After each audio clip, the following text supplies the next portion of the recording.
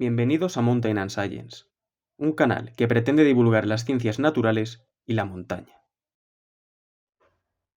Alexander von Humboldt nació el 14 de septiembre de 1769 en Berlín, en el seno de una familia adinerada perteneciente a la aristocracia prusiana. Alexander, desde niño, sintió una especial predilección por el mundo de las ciencias naturales y por la exploración geográfica. Durante todos sus años de estudiante, el joven Alexander siempre sintió un gran deseo por viajar y explorar el mundo, incitado por una exacerbada curiosidad científica. Finalmente, su gran oportunidad surgió en España. El rey Carlos IV le permitió obtener un pasaporte que le daría acceso al vasto imperio virreinal que dominaba la corona a lo largo de América, Oceanía y Asia. Humboldt decidió viajar a América y en el año 1799 desembarcó en Venezuela. No dejaría de recorrer el continente americano hasta 5 años después, recorriendo los virreinatos de Nueva Granada, Nueva España, Cuba y finalmente los Estados Unidos. Este lustro marcó la vida y la carrera científica de Humboldt. Durante estos años forjó una nueva cosmovisión del mundo y se establecieron los cimientos de sus múltiples teorías sobre la naturaleza, las cuales contrastó y amplió durante años posteriores, gracias a sus contactos a lo largo de todo Occidente y a la expedición que realizó a Siberia con la ayuda del zar de Rusia en 1829. Durante su estancia en Sudamérica, escribió el borrador de su famoso Naturgermalde y sus primeros dibujos sobre los pisos bioclimáticos, tras su ascensión al volcán Chimborazo. Su viaje a través de los Andes supuso para la mente de Humboldt realizar una expedición botánica desde el Ecuador hasta los polos. De este modo, se convirtió para la ciencia en el padre de la biogeografía, al establecer la teoría de los pisos bioclimáticos. Humboldt fue el primero en entender el clima como un sistema de complejas correlaciones entre la atmósfera, los océanos y las masas continentales, y que a su vez esto influía en la distribución de los diferentes seres vivos. Fue el primero en entender la naturaleza no únicamente como una acumulación de seres vivos independientes los unos de los otros, sino como un todo relacionado. Esta forma de entender la naturaleza le valió con el paso de los años recibir el apodo del padre de la ecología, ya que fue el primer científico en abordar el mundo natural como un sistema en el que todos los seres vivos se encuentran estrechamente relacionados. Fue el primero en entender que las acciones del hombre podían repercutir sobre el conjunto de la naturaleza e incluso predecir un futuro cambio en el clima. Sus reflexiones sobre este tema están revestidas por un acicate profético para nuestros días. Tampoco podemos olvidarnos de su importante papel como divulgador científico, ya que supo transmitir la belleza de la ciencia y del mundo natural al conjunto de la sociedad. Alexander von Humboldt fue uno de los grandes científicos de la historia. A lo largo de su vida trató de abarcar innumerables disciplinas científicas, realizando grandes aportaciones a cada una de ellas. Pero, quizás su mayor logro fue el de dejar de observar el mundo como una serie de compartimentos independientes, sin relación entre sí, y empezar a mirarlo como un conjunto en el que todo está estrechamente conectado. Esta idea revolucionó su tiempo, y ha llegado hasta nuestros días como la perspectiva con la que cada día observamos la naturaleza que nos rodea. Hoy en Mountain and Science, de la mano de Daniel Marchena, bienvenidos a la vida de Alexander von Humboldt.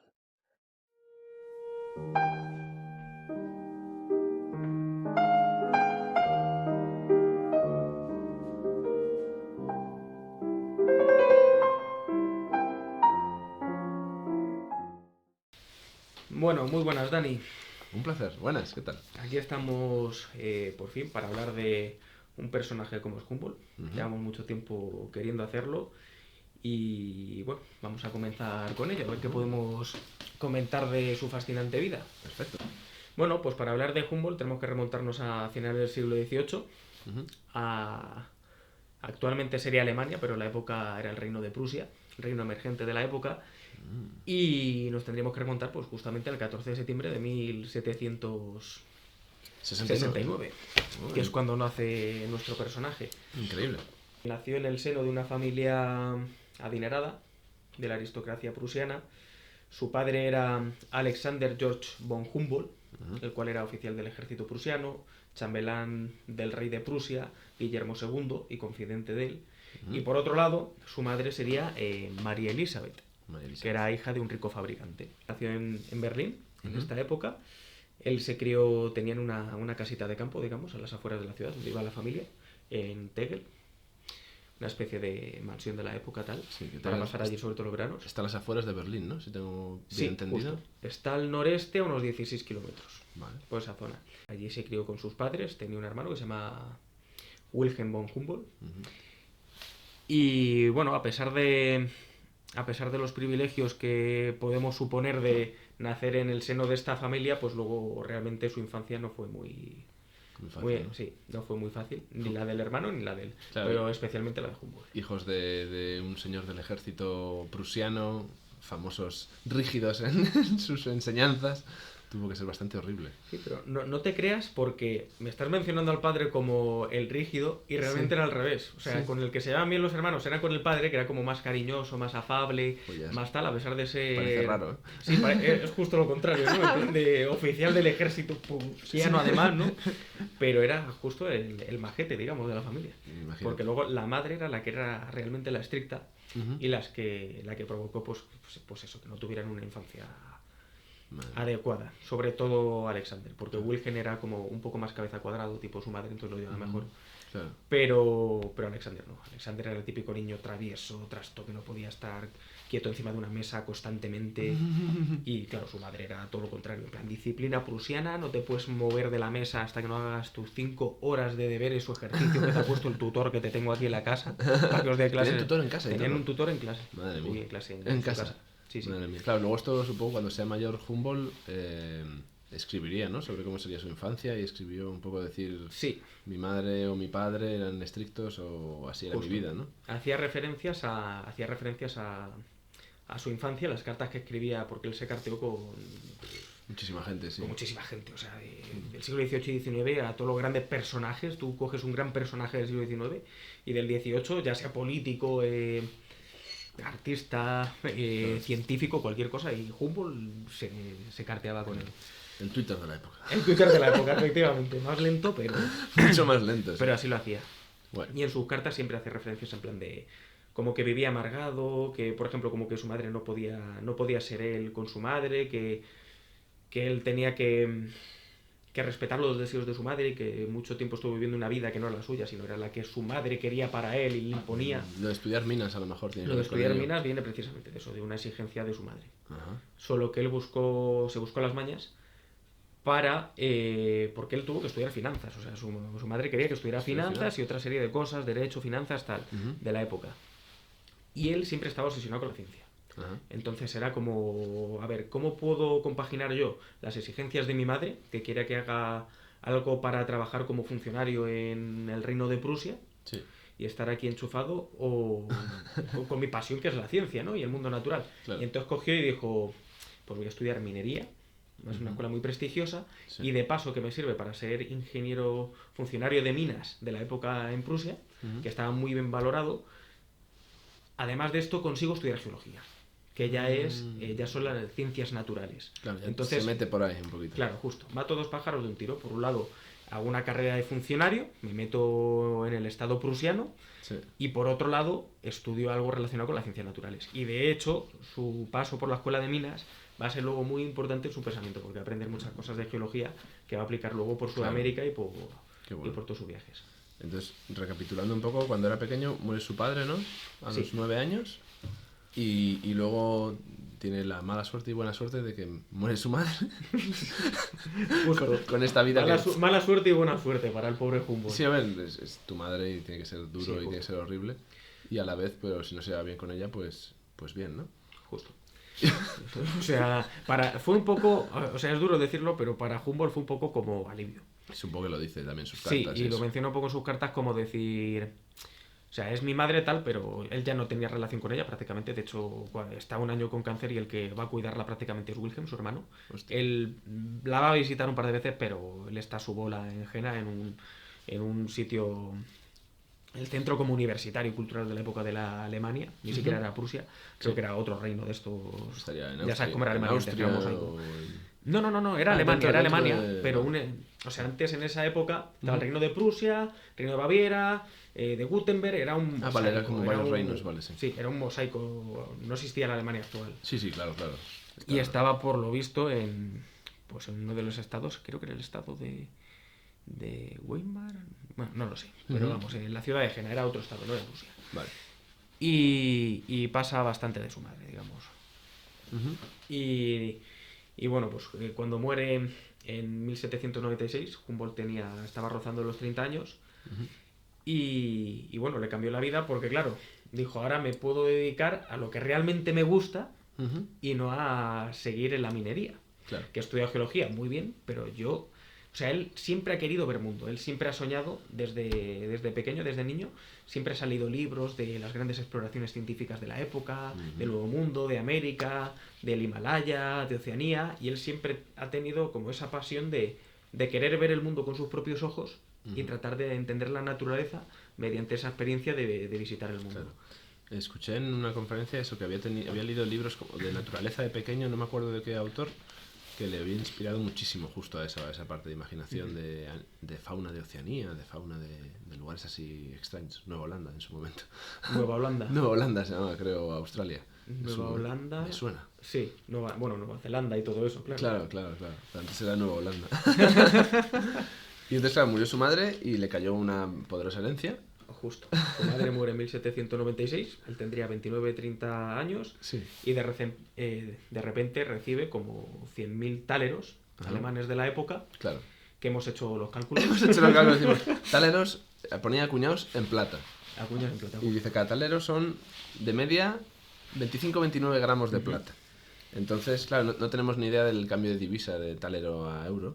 Pero hemos hecho una aproximación así, hemos hecho la cuenta a la vieja. La aproximación, claro, 100.000 taleros a 29 gramos el talero son 2.900.000 gramos de plata, lo que son 2.900 kilos de plata, que a 22,59 euros el kilo, a 20 del 3 del 2022, son 65.511 euros.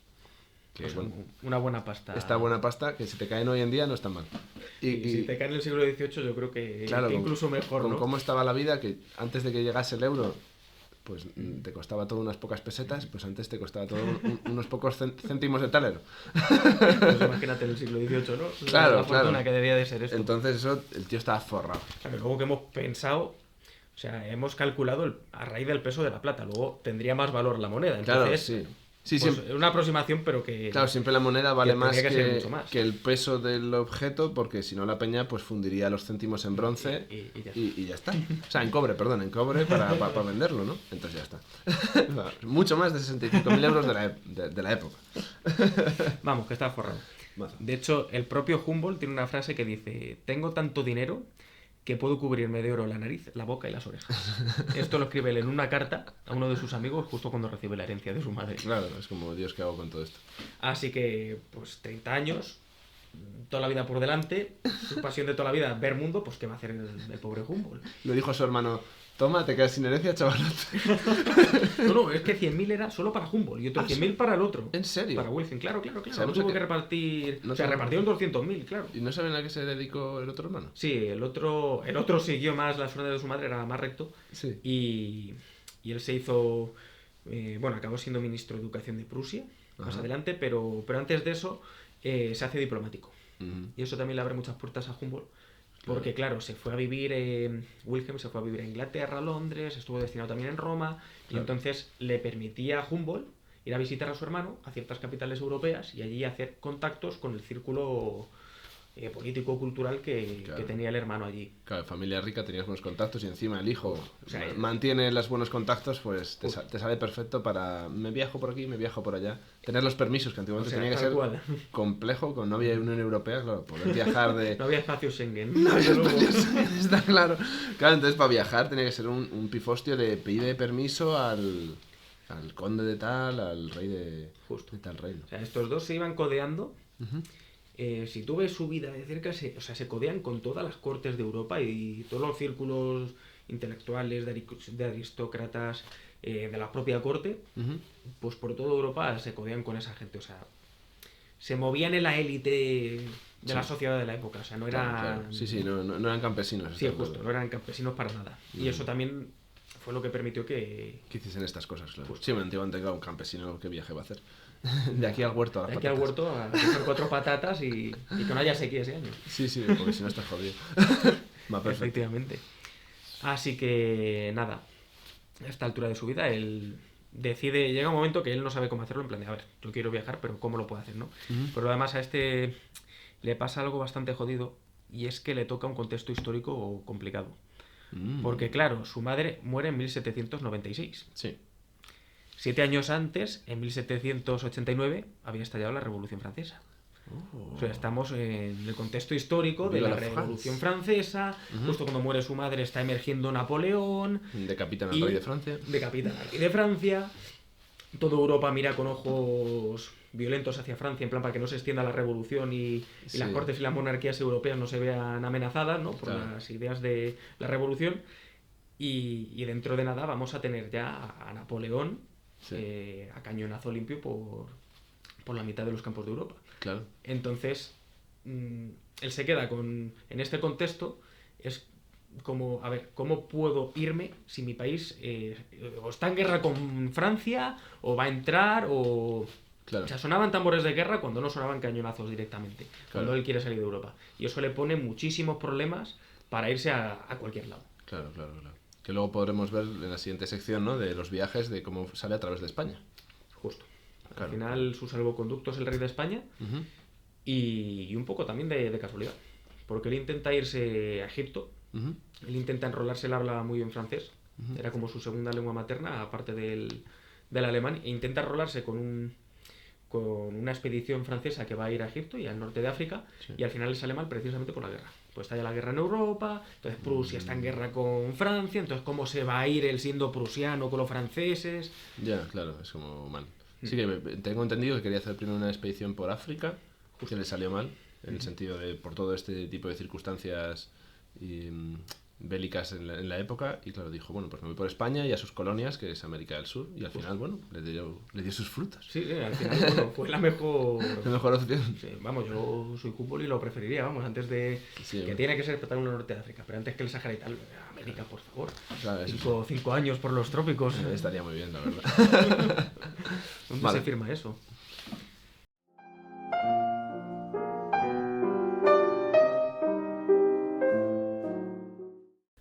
Bueno, pues de esta manera tenemos a Humboldt, que, como él bien decía, en palabras suyas, el contexto político decía que la guerra y la política había cerrado el mundo y que no podía escapar a ningún lugar. ¿A qué me resuena? ¿A qué me suena, verdad? ¿A qué me suena?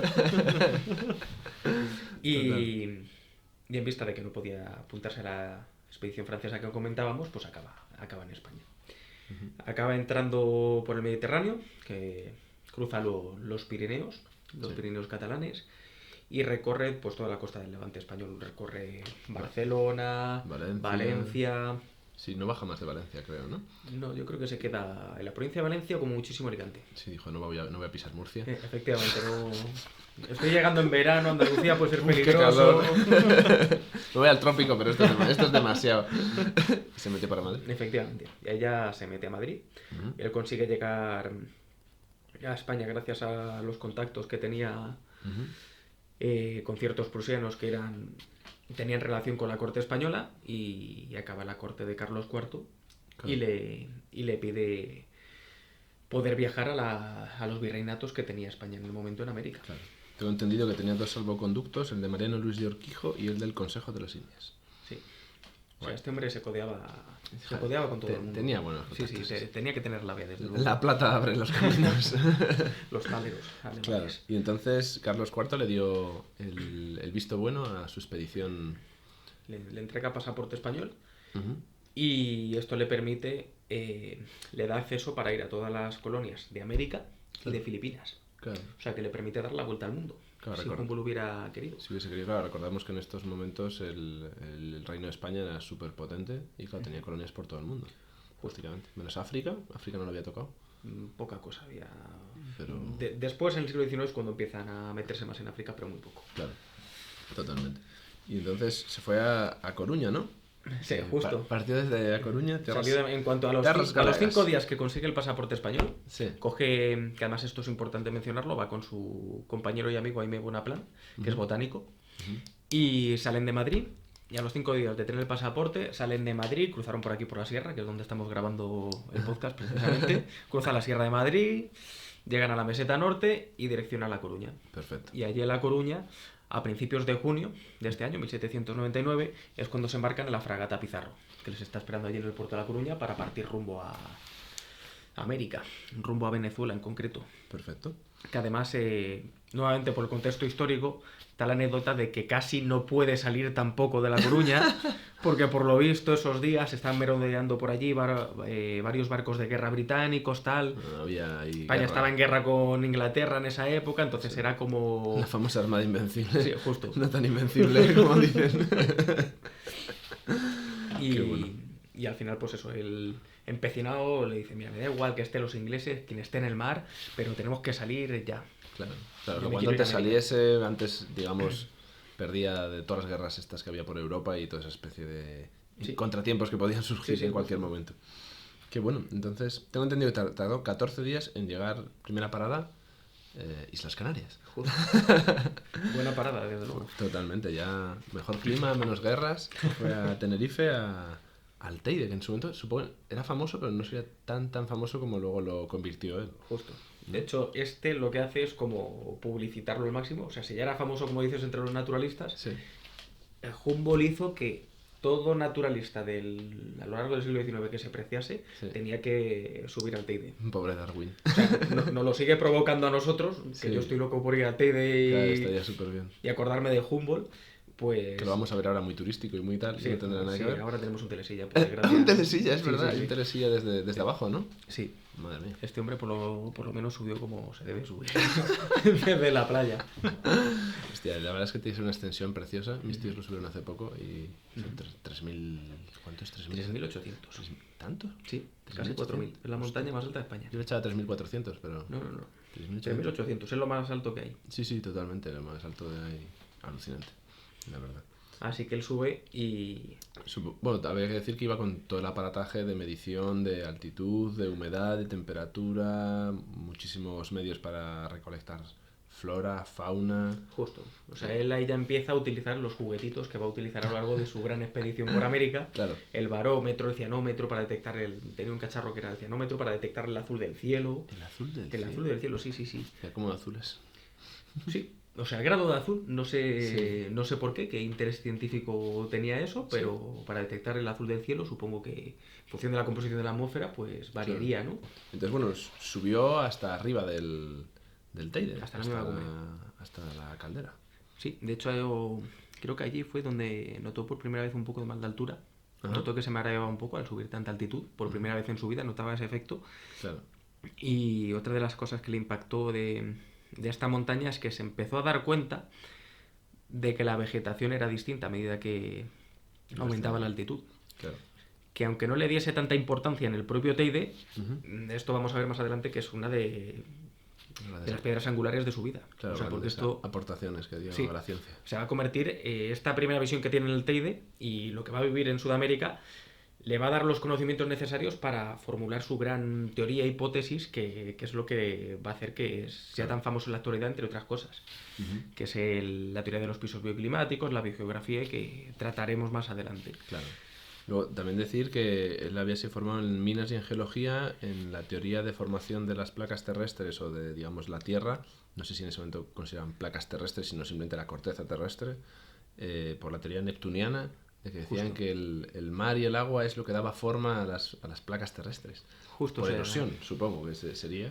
Por erosión, y yo creo que también se referían a la formación de calizas y todo esto. A la En formación plan de... de Ah, claro. que los precipitados, Sedimentación y demás. claro, ¿no? sedimentación diera lugar a la roca. Lo que pasa es que, claro, ahora sabemos que las calizas se forman así, por ejemplo, Sí. pero ellos debe ser que los neptunianos entendían que Que el mundo entero se había formado así. sí, que muchas rocas, yo que sé, el granito, por ejemplo, rocas plutónicas y tal, que también se formaban de la misma forma. Claro, decían, bueno, si esta roca se forma por sedimentación, pues si se sedimenta más o hay más presión, pues formará otras rocas. Claro, Pero no justo. sabían que eran de origen magmático, claro. Justo. Muchas. Justo hay dos corrientes, que las dos confluyen en la vida de Humboldt. Vulcanistas y neptunistas. Justo. Ajá. Que él empieza como neptunista, como tú bien dices, por su formación en la Escuela de Minas de Prusia. Y ya con el Teide empieza a cambiar un poco de idea, ¿no? Porque ve por primera vez un volcán, en la cima siente el calor, ve el cráter, tal. Y dice, hostia, Y dice, uff, esto... roca líquida. Efectivamente, esto puede ser más importante de lo que he podido pensar yo en un primer momento. Podemos decir que los neptunistas eran esas personas que jamás habían subido a un volcán. Súbete a un volcán, anda y aprende algo. Solo estaban en el mar, en cañones calizos. Claro, los prusianos neptunistas y dices, Si vieses un volcán de verdad. Serías vulcanista, hombre. En cuanto lo vieses, en cuanto por- lo ves, por ya Dios. está. ¿Sabes? Un poco de, joder, de perspectiva en la vida. Así que eso, él cambia de... Hace esa balanza, pasa de neptunista a vulcanista. Que sobre todo se convertirá en vulcanista más adelante cuando llegue a Ecuador y... Claro, ahí tienes todos los cinturones de Justo. volcanes que dices, Justo, madre. justo. Aquí lo ves, claro, porque la isla, por decir, ha emergido del mar o qué ha pasado, ¿no? Que es verdad que cuando ves el punto más alto dices, tendrías que ver roca caer y dirías, si ves algo que erupciona y roca caer, Claro, es que además es eso, es que él va a Canarias, o sea que hay más volcánico que esas Cana- islas, que ¿no? Canarias, sí, Entonces claramente. él tuvo que decir, vale, yo he sido neptuniano hasta este momento, pero yo estoy viendo aquí que aquí hay unas islas claro. que se han podido formar por un volcán. Y de hecho, este hombre Humboldt luego, él va a una erupción del Vesubio, la ve en directo Wow. y trata de estudiarlo en directo, claro, para él era una Qué locura. pasada. Eso también lo hace en Ecuador, que lo hablaremos más tarde, pero en el Vesubio también lo vuelve a hacer. O sea, si Humboldt veía una erupción volcánica, Voy. voy. O sea, se jugaba la vida, no, Me ya apunto. está. O sea, la verdad está ahí, lo único que me importa es la ciencia, ya está. No, que me Hay que coma estudiar. un río de lava, voy al Hay volcán. que estudiarlo, claro. Justo, Tiene que justo. ser la hostia poder ver eso en directo. Ya ves. Tenemos que haber aprovechado ahora con A la La palma. Palma, joder. Bueno, entonces después de Tenerife y el Teide, ¿dónde va? Después de Tenerife y el Teide, sigue el viaje, cruzan el Atlántico, la típica ruta que hacía la flota de Indias, tal, Sí. y llegan finalmente a Sudamérica, el gran destino de Humboldt. Y de hecho llegan a Venezuela, A a Venezuela. Cumaná. A Cumaná. Qué bueno. Y bueno, tengo entendido que iba en dirección a La Habana, ¿no? Pillaron unas fiebres tifoideas en mitad del barco. Sí. Y dijeron, vaya, hay que Sí. desembarcar un poco. Hay que antes. desembarcar cuanto antes posible. Vamos a parar aquí, tierra firme, por Palmamos favor. todos. Justo. Y llegaron allí, bueno, y llegaron a Venezuela, justo llegan el 16 de julio de 1799. Ujú. Perfecto. ¿Y qué buscaban en Venezuela? Pues una de las cosas que tienen en mente, aparte de intentar descubrir nuevas especies, tanto de flora como de fauna, Claro, porque iban con Bonpland, que era el que, Justo, el que el iba botánico. recogiendo muestras botánicas. sí, claro. bueno, de hecho es que eran dos, o sea, era Humboldt y Bonpland, Claro, los dos ahí a tope. justo. Y llegan allí y se dedican prácticamente, bueno, en la zona esta de Venezuela, Cumaná, tal, pues evidentemente llegan por primera vez a los trópicos, dicen, Wow. ¿qué es esto? Sí, sí. Esto es completamente distinto a lo que yo conozco en Prusia Claro, o en Francia, nada que ver. esto es una locura. Lo mismo que diríamos tú y yo si de repente nos plantamos en Venezuela, ¿no? Claro. Y allí se dedican pues a captar varias especies de flora, de fauna, Claro. e intentar identificarlas y clasificarlas para la ciencia. Claro, fueron describiendo muchas nuevas especies que el Linneo todavía no había descrito Claro. ni que estaban para nada en el imaginario de las personas. Justo. De hecho, en la expedición que va a hacer a lo largo de Sudamérica, a lo largo de estos 5 años, él llega a describir unas 2000 especies nuevas de plantas. 2000. Lo que supone para la época, Sí. vendría a suponer 1/3 de las especies conocidas. O sea, él aportó 1/3, ¿sabes? Brutal, Con esta ¿eh? expedición. Hostia, pues Claro, sí, porque sí. además como era tan sistemático. Sí, era como muy cabeza cuadrada. Sí. Y Era salió la madre que tenía interior que hemos nombrado antes, la parte justo, cuadrada justo. de esto hay que hacerlo así. la cabeza prusiana. La cabeza prusiana, sí. Y él se dedicaba, pues eso, mezclaba la aventura, ¿no? Digamos, de estar en contacto con la naturaleza y las expediciones que hacía con un método científico. Entonces él se encargaba de medir absolutamente todo. Claro. Y entonces iba midiendo la altitud a la que recogía las plantas. Iba prensando planta nueva que veía, la prensaban, la herborizaban y luego cuando tenían tiempo volvían a donde volviesen, pues Bonpland sobre todo Claro. era el que se encargaba de intentar clasificarlo, decir si esto es una especie nueva, esto ya ha llegado sí. a Europa, ya lo han herborizado otros. Bonpland era el que más, digamos, hacía la parte de identificación que era el botánico al final. Claro, era el botánico del grupo. Claro. Qué Eran... bueno. Dime. No, o sea, Humboldt era, luego lo veremos que era más ecologista que... Más ecologista. Sí. Sí, un amplio espectro, ¿no? Una Sí. visión de amplio espectro Él estaba obsesionado con entender la naturaleza como algo global. Y Claro, buscar al las final- fuerzas que conectaba todo. que decía que está todo conectado. Justo. Qué interesante, la verdad. Es que una visión para el momento bastante revolucionaria. Completamente. O sea, él también es una de las grandes aportaciones de Humboldt, de Claro. entender el mundo no como pequeños parches, como un mosaico de parches independientes, sino como un todo conectado. Claro, hay que conectar el clima con la altitud, con la temperatura, con la humedad, con los volcanes, con la tierra, con el mar, Justo. con todo. Entre las especies de animales, de plantas, absolutamente todo está conectado a la cabeza de Humboldt. Qué máquina. Lo va conectando. A lo largo del viaje lo va conectando. Claro. Y entonces, desde coger todas estas especies botánicas, tengo entendido que iba buscando el canal de Casiquiare, que era un canal que conectaba... Bueno, que alguien lo había descubierto unos cuantos años... Bueno, descubierto para la mente, digamos, europea, claro, Sí. porque los indígenas pues estarían bañándose en el canal ese tranquilamente. Llevarían siglos bañándose en el Casiquiare, ¿no? Claro, tranquilamente, es como, ¿qué me Y dices? llegamos a los europeos en plan, no, vamos a descubrir... ¡Un río! Vamos a descubrir este río. Total, pero que conectaba la cuenca del Amazonas con la cuenca del Orinoco. Sí. Yo jamás había visto un río que conectase dos cuencas. No, yo tampoco. Y de hecho le trataron bastante de loco. Sí, porque era en plan de todos los geógrafos de la época, era como, es imposible que dos ríos tan grandes, dos cuencas fluviales tan grandes como son las del Orinoco y las del Amazonas, Claro. estén conectadas, porque eso no se conoce Ningún río. ningún sí. caso en el mundo que pase. Claro. Entonces, encima con dos ríos tan gigantescos, tan grandes, se pensaba que era imposible. Los geógrafos de la época pensaban que eso no podía ser. Claro. Y entonces era un poco como este hombre que... Sí. Que tengo entendido que está descubierto 50 años antes o un tiempo Sí. antes, que luego alguien lo desmintió y como cayó un poco en el olvido y él dijo, no, Esto merece la pena investigarlo. Que se lo dijo, me comentaste, se lo dijo un fraile español. Realmente no sé quién se lo dice a él en persona, pero el fraile español, un jesuita español, es el que reporta, al Sí. menos para los europeos, Sí. la idea de que hay un río que está conectando el Orinoco y el Amazonas. Wow. Y de ahí viene, se empieza a crear como la leyenda de existirá, no existirá, es posible, ¿no? Claro. Y es lo que acaba haciendo Humboldt cuando se entera de que eso existe. Dice, bueno, pues yo quiero descubrir si esto es verdad o no. Claro. A malas, si no lo hubiera descubierto, pues... ¿Qué hubiera hecho? Pues clasificar 1000 plantas, o sea, a él le venía bien de todas formas, porque Claro. era una expedición por la selva y como naturalista ya, Claro, simplemente por explorar territorios casi vírgenes, o completamente vírgenes en la época, ya era suficiente, pero si además puedes hacer una aportación geográfica, como descubrir el río Casiquiare, Claro, que lo cartografió todo muy bien y dio por fin mapas precisos del Por canal fin. que conectaba esas dos cuencas. de hecho él llega a decir que hasta... era un poco vanidoso a veces. A ver, 29 años, recibes Sí, a ver. no sé cuántos mil millones y dices, no voy a hacer una expedición. y claro, codeándote con las cortes, pues el ego no estaría bajo. Sí.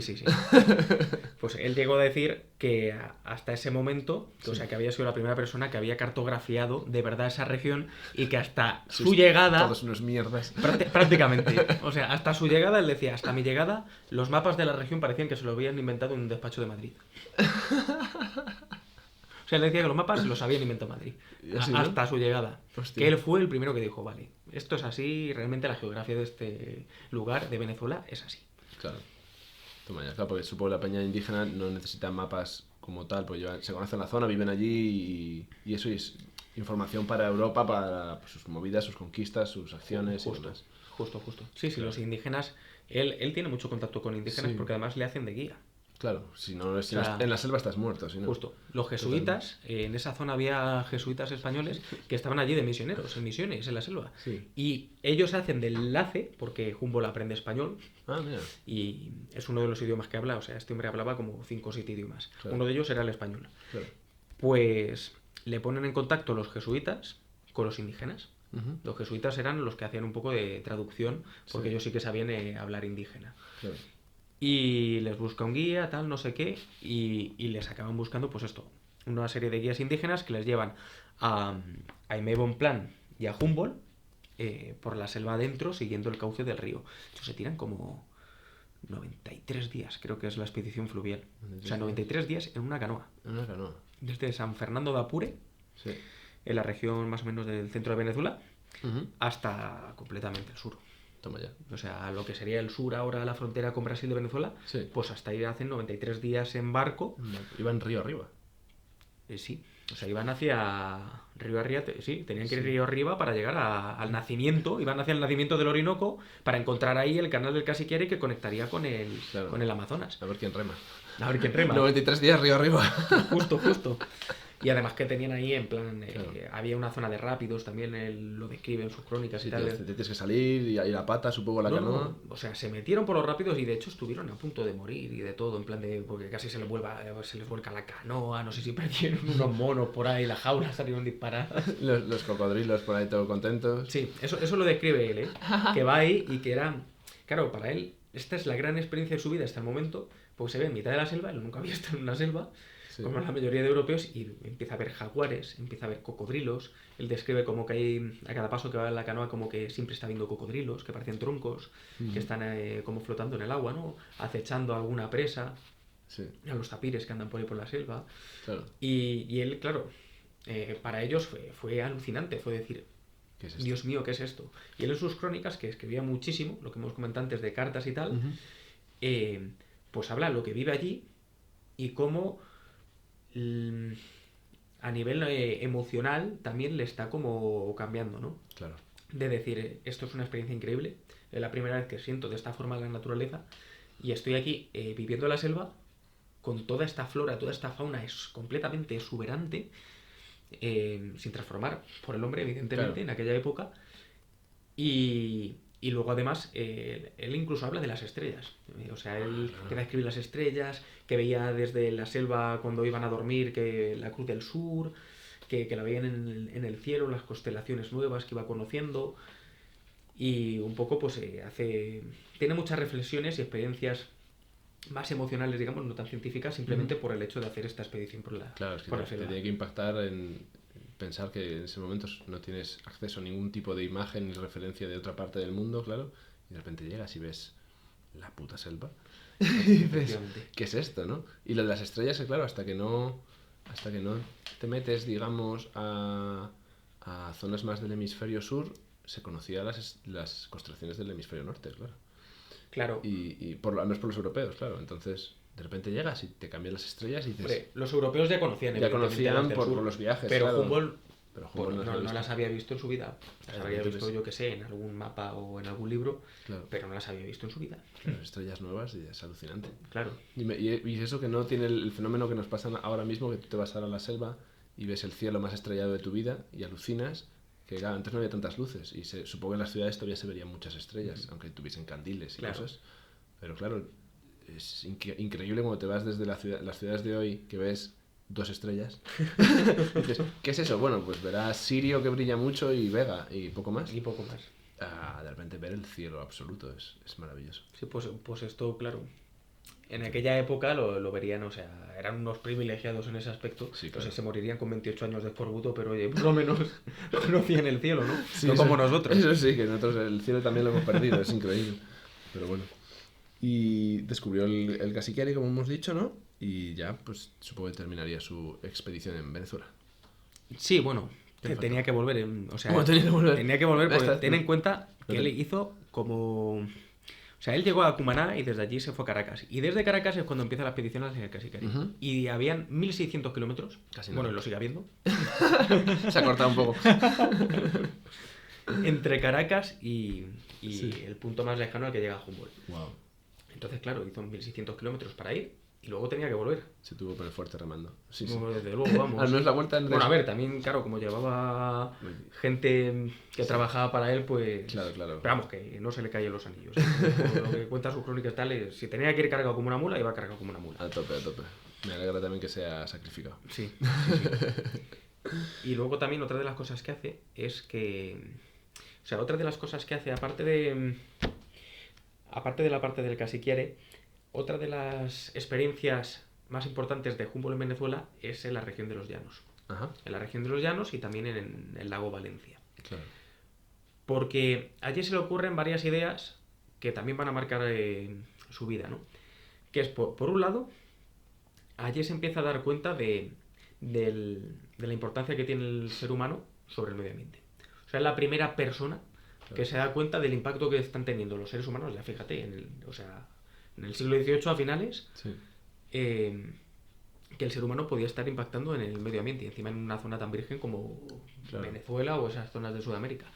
Y él allí se da cuenta, porque hay una zona con muchísimas plantaciones alrededor del lago Valencia, y él se da cuenta de que el agua que se utiliza para las plantaciones está provocando, en cierta parte, que cada vez sea más seco el suelo y está provocando la deforestación para las propias plantaciones, está provocando que el terreno sea más erosionable, Claro. que no retenga tanta humedad, que la vegetación vaya cambiando, esto a su vez provoque que el clima se haga más árido en esa región, y él extrapola lo que está viendo en persona en esa región de Venezuela, en esa zona de plantaciones, lo extrapola a cosas que ha visto en Europa, Claro. y lo extrapola un poco como a escala global.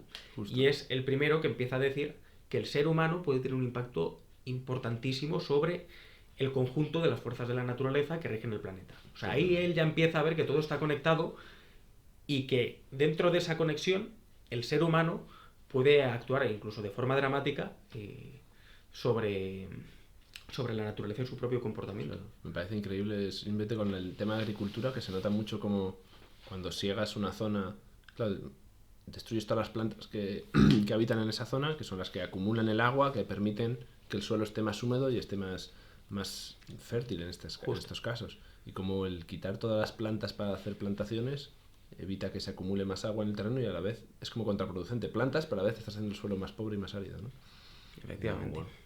Y Humboldt, que era maestro de las conexiones, Claro. pues ahí empezó a ver ya cosas raras y dijo, esto me suena haberlo visto en ciertas plantaciones de Alemania, en ciertos sitios, ¿por qué lo estoy viendo aquí otra vez? Claro, y comparar, supongo, que el Amazonas, que es como una zona totalmente virgen, a la Europa antigua, que lleva siendo transformada pues desde el medievo, sí, así intensamente, y mucho antes. Sí, la cuenca mediterránea, por lo menos. Bueno, la cuenca mediterránea muchísimo antes, claro. Entonces dices, joder, si llevas miles de años de transformación y deterioro del suelo, de las plantas, de la flora y de la fauna autóctona, a comparación a un sitio que es virgen, y dices, claro, estás comparando también el trópico, que es súper exuberante, o sea, el Ecuador con el trópico, con un trópico de Capricornio, si no me equivoco. Sí, juraría que sí. Sí, siempre los transpongo. Pero claro, es decir, wow, de cero intervención humana a miles de años de intervención humana se nota muchísimo de la flora, la fauna. Claro, no que no hay megaflora ni megafauna en Europa desde hace muchísimo tiempo. Pues sí, lo hemos esquilmado todo. Está todo transformado. O sea, eso nos daría para otro podcast porque...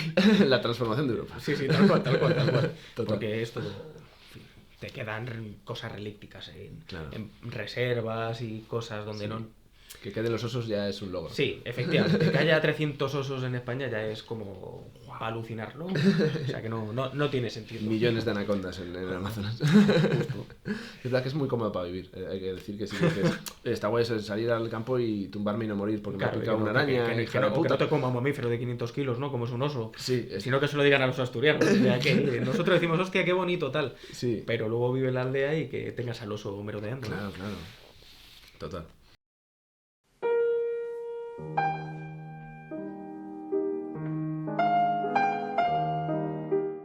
Volviendo al anterior, de que Humboldt empieza a ver estas conexiones. De hecho, a él se le considera como el padre del conservacionismo, porque empieza a ser como la primera persona que se da cuenta de que el ser humano puede actuar sobre el medio ambiente.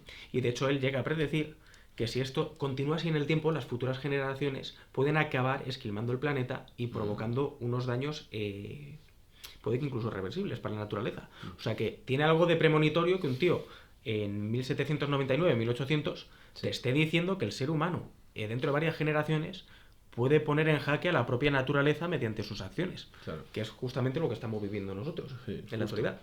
Entonces, o sea, era un pionero. Para que se le ocurriera esto, tenía que ser un pionero.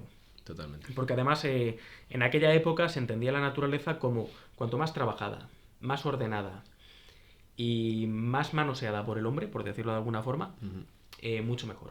O sea, incluso dentro de los intelectuales, naturalistas, ilustrados, el concepto de la belleza de la naturaleza perfecta era aquella que había sido domesticada por el hombre. Sí. Y nosotros estamos haciendo un favor a la naturaleza al convertirla en campos de cultivo, en campos de frutales. Claro, al desconocerse, supongo, toda la biodiversidad que había, toda la belleza que hay en las formas diversas de vida, ¿no?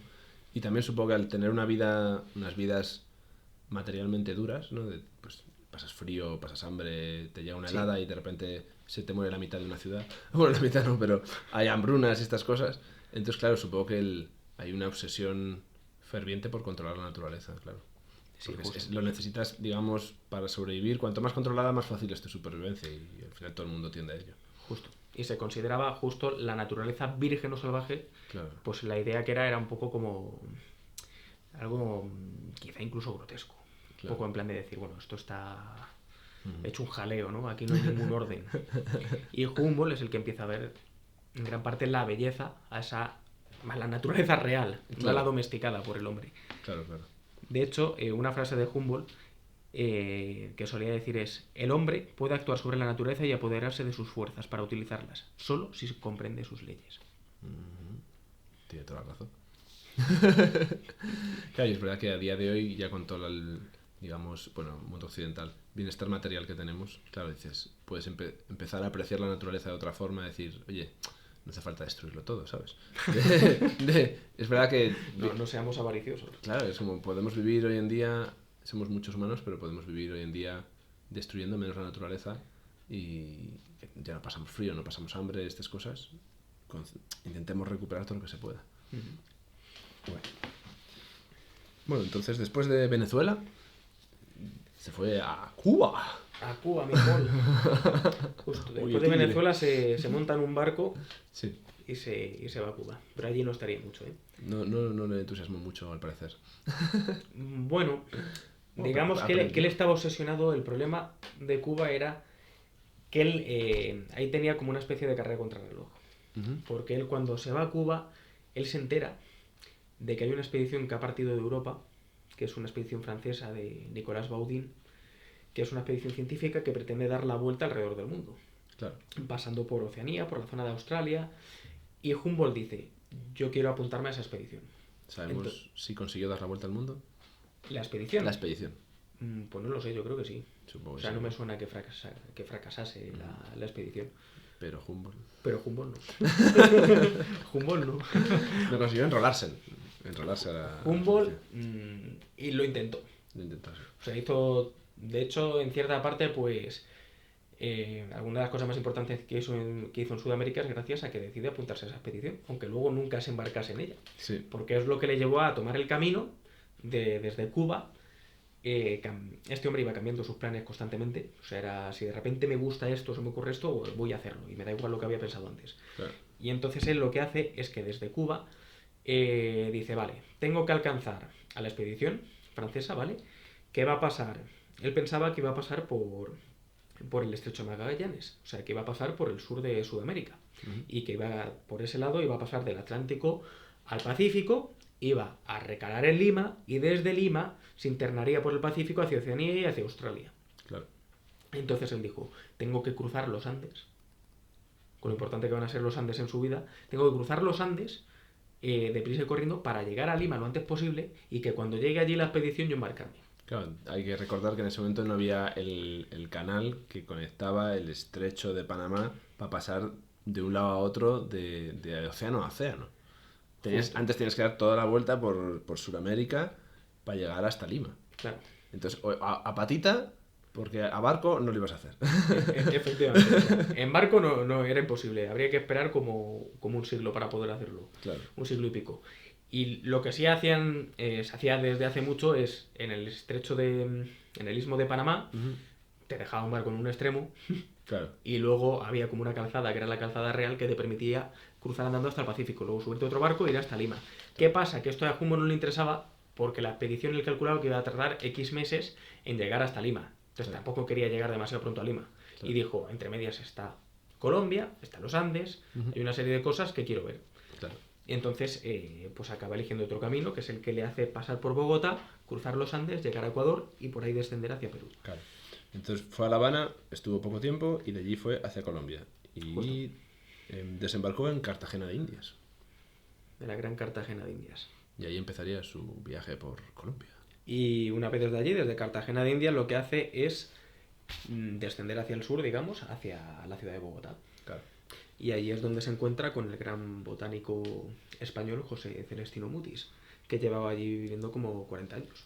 Claro. De hecho, ese hombre ya acabó muriendo allí. Claro. era el mayor experto de la flora sudamericana de la época y probablemente de la flora tropical del planeta. O sea, Claro, no había otro que estuviese estudiando eso. probablemente los holandeses tuvieran alguno por Indonesia o alguna Sí. cosa así, o por la India hubieran metido algunos los británicos o los franceses, pero Claro.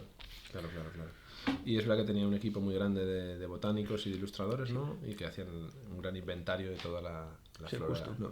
No, solo la flora, Además la fauna tenía- no, pero solo la flora de... justo. de- Tenían herborizado todas las especies vegetales que iban encontrando por los virreinatos de la época, pues se lo llevaban a José Celestino Mutis, lo herborizaba, tal, y es lo que tú dices, que tenían, pues eso, un sitio especializado para dedicarse a la clasificación Claro. de esas especies vegetales y a prensarlas y herborizarlas. Que para los oyentes herborizar es... Herborizar para los oyentes es que tú coges una planta en el campo, digamos, en este caso pues en la selva, donde sea, coges la planta, la prensas hasta que se queda completamente, haces un pliego, digamos, como que se queda deshidratada el ejemplar y luego tú lo tienes durante muchos años para poder ver Claro. características que necesitas ver de esa planta para identificarla o saber a qué familia pertenece o estudiarla en un sitio que esté conservado el ejemplar. De 3D a 2D. No Sí, pases- sí, no al aplastes. final en la práctica es eso. Se queda de 3D a 2D Perfecto. y pierde un poco el color y tal, y se seca, Claro. evidentemente, pero bueno. Claro, pero es verdad que conservas todas las estructuras morfológicas y es buenísimo para la identificación. Pues efectivamente está allí con Mutis 2 meses en Bogotá, que además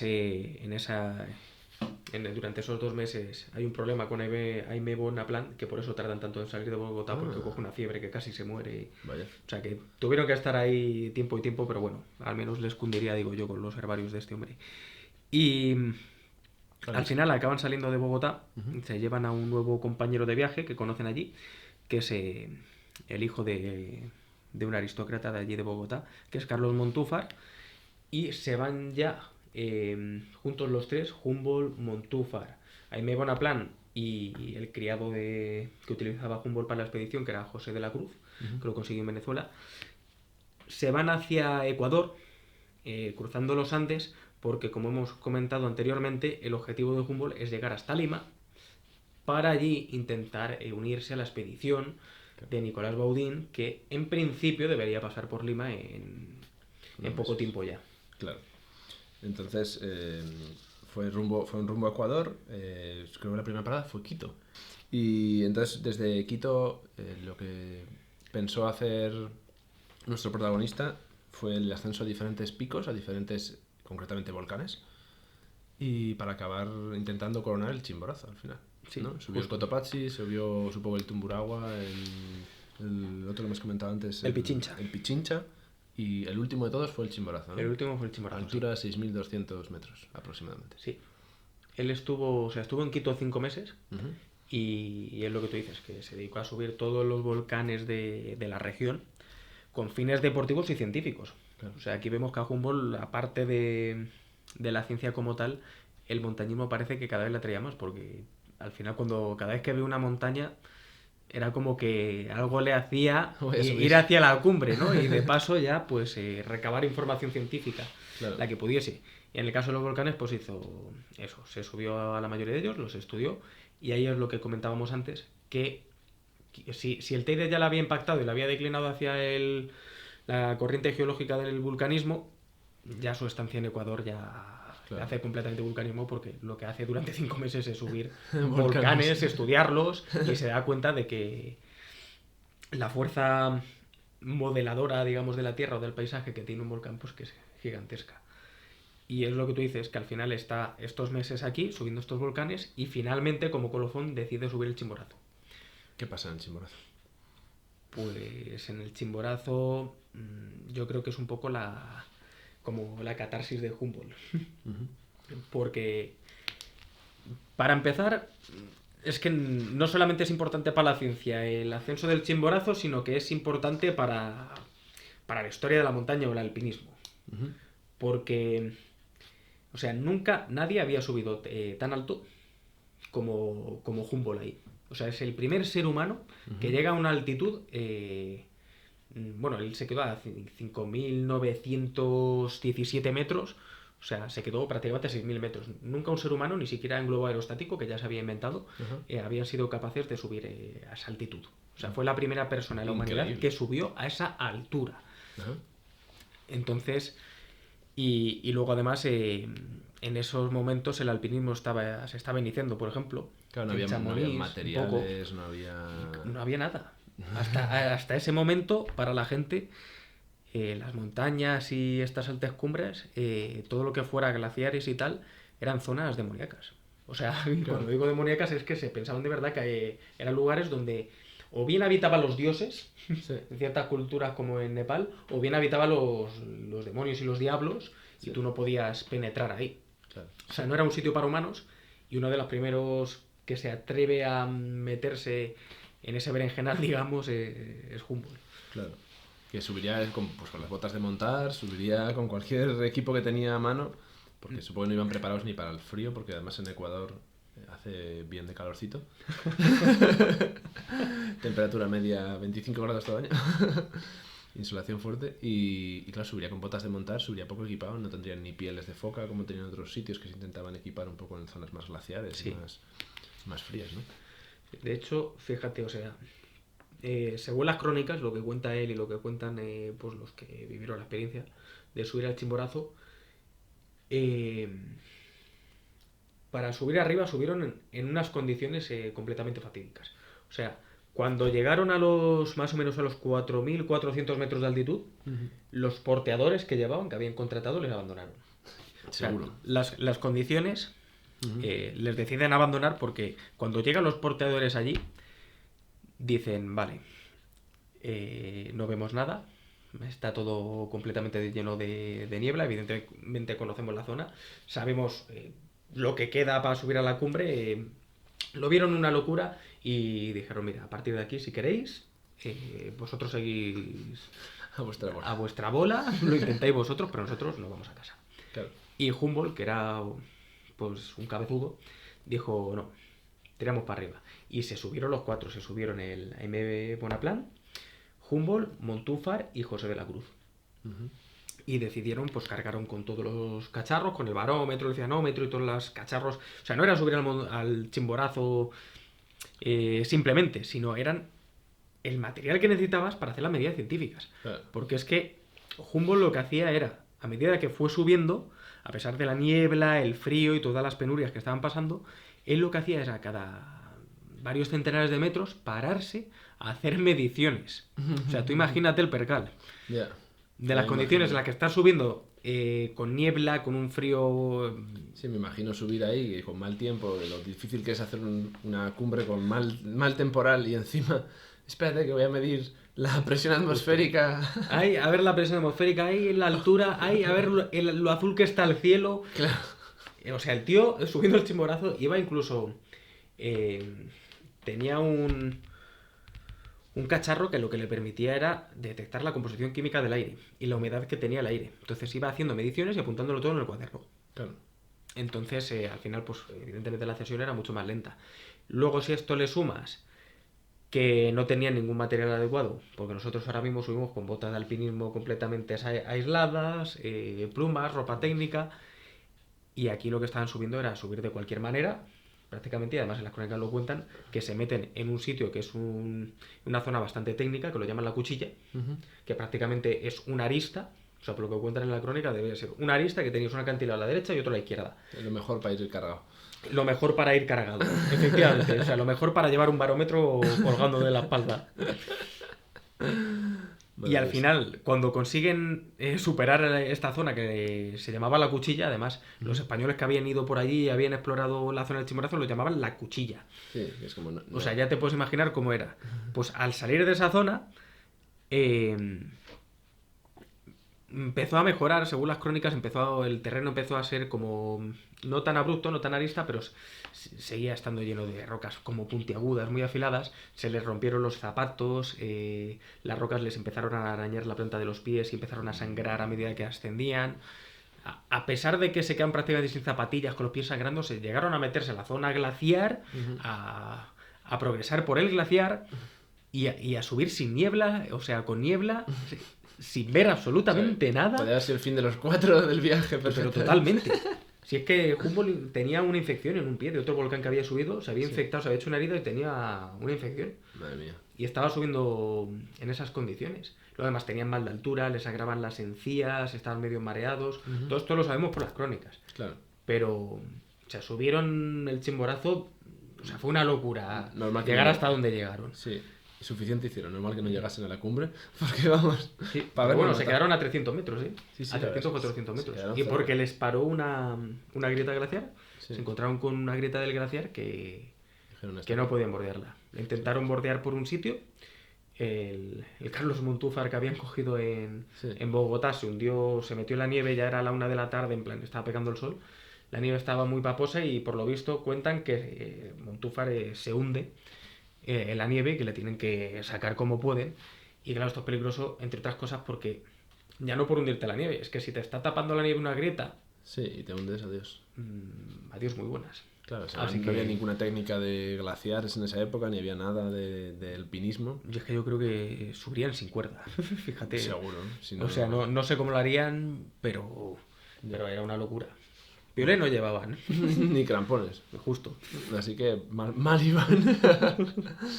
Bueno, entonces tomaron todas las medidas y al parecer en estos momentos fue a Humboldt cuando se le ocurrió por fin sedimentar o a lo largo de esta experiencia de unos días la teoría de los pisos bioclimáticos.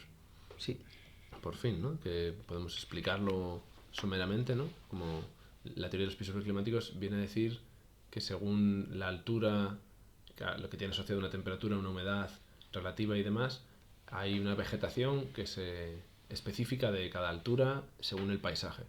Y se puede... Claro, ahora mismo parece un poco obvio, ¿no? Dices, vale, la vegetación en Valencia pues no es la misma que en la Sierra de Madrid, que no es la misma que en Pirineos. Pero claro, antaño que el movimiento... No teníamos imágenes para ver la vegetación de otros sitios y el movimiento era tan limitado. Claro, conectar lo que hizo Humboldt, de conectar la vegetación de Prusia, de cómo se distribuía la vegetación en Prusia, en las colinas que hubiese por ahí, más los Pirineos, más el Teide que vio en España, más la vegetación que existía en estos volcanes en Ecuador. Claro, fue todo una absoluta revolución, ¿no? Para la ciencia. claro. O sea, hasta ese momento los seres vivos se veían como pues, unidades independientes, que en un sitio aparecían unos, en otro sitio aparecían otros, pero que no tenían ninguna relación entre sí ni tan estrecha quizás con el medio, diríamos. Claro. Pero Humboldt se dio cuenta que había ciertos patrones globales que determinaban que los seres vivos habitaran en unos sitios u otros. Y lo que hizo fue comparar la vegetación que estaba observando en los Andes con la que había visto en otras montañas de Europa, como los Alpes, Pirineos, Teide, etc. Y se dio cuenta de que, por ejemplo, musgos que estaba viendo en los Andes eran muy parecidos a los musgos que había visto en Suiza. Interesante. Que los rododendros de los Alpes o de los Pirineos, en América no había rododendros, pero que había una planta que crecía a la misma altura y que casualmente era muy similar. Entonces se dio cuenta que había ciertos patrones en la vida, en este caso de las plantas, aunque también por lo tanto de los animales, que correspondían a los cambios de altitud. Claro. Y que a pesar de la enorme distancia que había entre los Andes y cualquier montaña europea, la vida se estaba comportando siguiendo un patrón similar. Que podemos decir como especies muy selváticas en pisos muy bajos, rollo tamaño, o sea, altura de la costa, luego vas subiendo y vas teniendo árboles un poco más de corteza más dura, que resisten más el frío, que resisten más condiciones más duras, luego pasas a arbustos, lo que vendrían siendo Justo, el páramo andino. los páramos andinos, ¿no? Los brezos, todo este tipo de plantas, y al final tienes vegetación incrustiva en el suelo, vegetación... La pradera alpina, musguitos y pequeñas plantas que no crecen en alto, simplemente se dispersan, ¿no? Longitudinalmente. Y es alucinante. de todo esto se dio cuenta Humboldt, o sea, él ya lo tenía la semillita en la cabeza, Sí. pero el Chimborazo fue como un catalizador para decir, fue como que tuvo un momento de clarividencia de decir, Claro. ahora entiendo.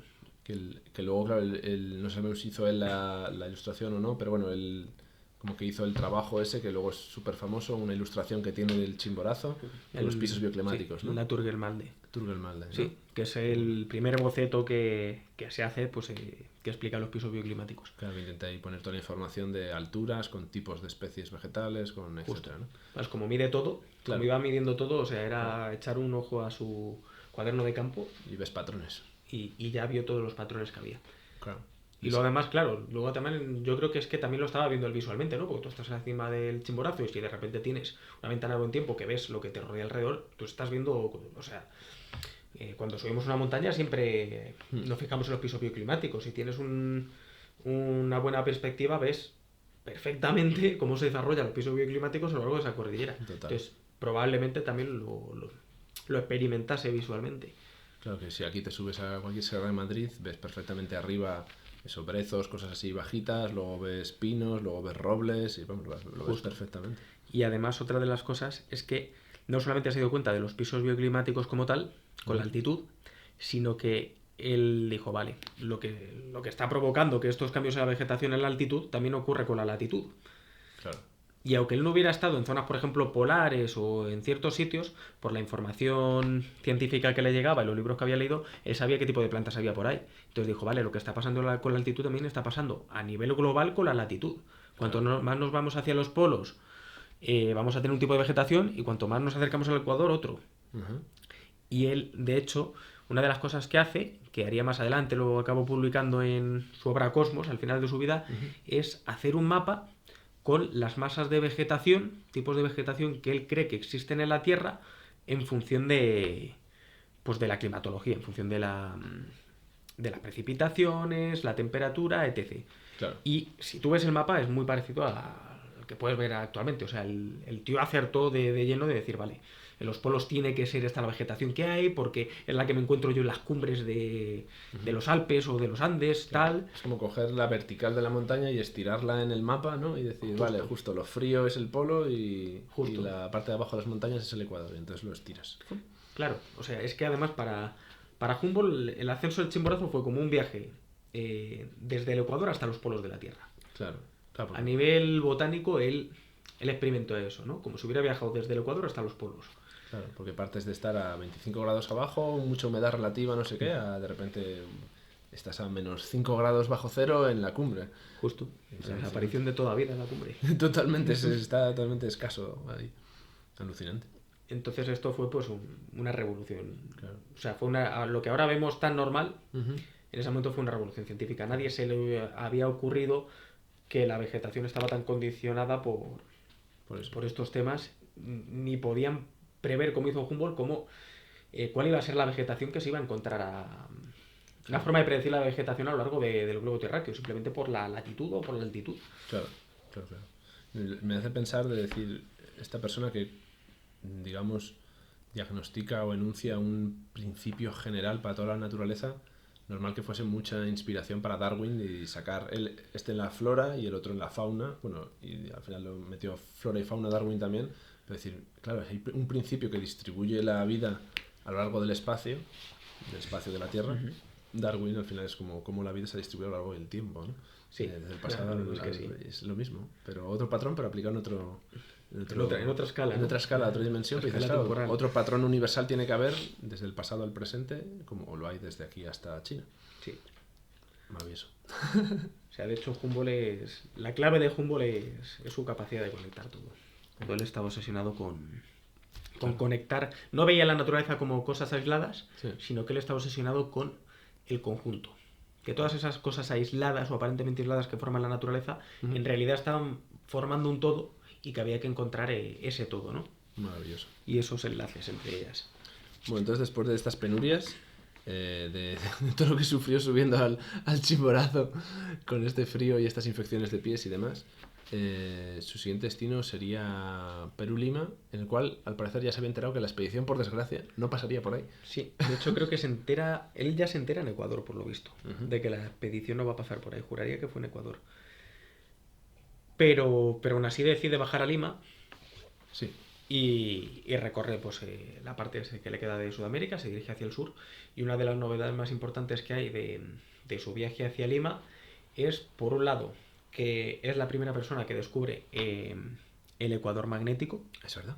o sea, no el ecuador geográfico, sino el ecuador magnético, que difiere unos 800 kilómetros al sur del ecuador geográfico. O sea, que cruzó al hemisferio sur y como iba midiendo el magnetismo de la Tierra Sí. a lo largo de su expedición, se dio cuenta de que la inversión se producía a 800 kilómetros al sur de justo el ecuador Ah, mira. magnético. Y fue el primero, o sea, perdón, justo al sur del ecuador geográfico. Ajá. Fue el primero en decir, aquí, en este punto, ya empieza el ecuador magnético.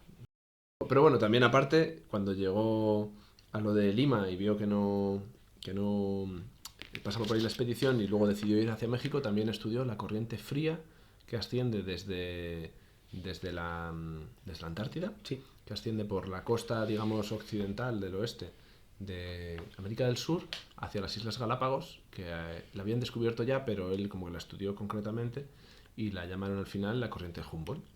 Justo, o sea, él es el que se molesta con un método científico de Tomó de hacer las mediciones, de tomar la temperatura, decir, vale, esto es una corriente fría, sigue esta dirección, tal. Y evidentemente, a ver, él no llamó a la corriente de Humboldt, era vanidoso, pero no tanto. Y al final lo llamó la gente años después, en plan, la corriente de Humboldt, ¿no? Claro. Que es el que la ha descrito. Pero evidentemente la gente que pasaba por allí, la gente que vivía, que navegaba por ahí, pues ya conocían la corriente de sobra. Claro, Pero él claro. es el que la estudia y dice, vale, esto tal, es una corriente que debe venir de la Antártida, fría, por tal, tiene esta densidad del agua, esta temperatura Total. y estas características.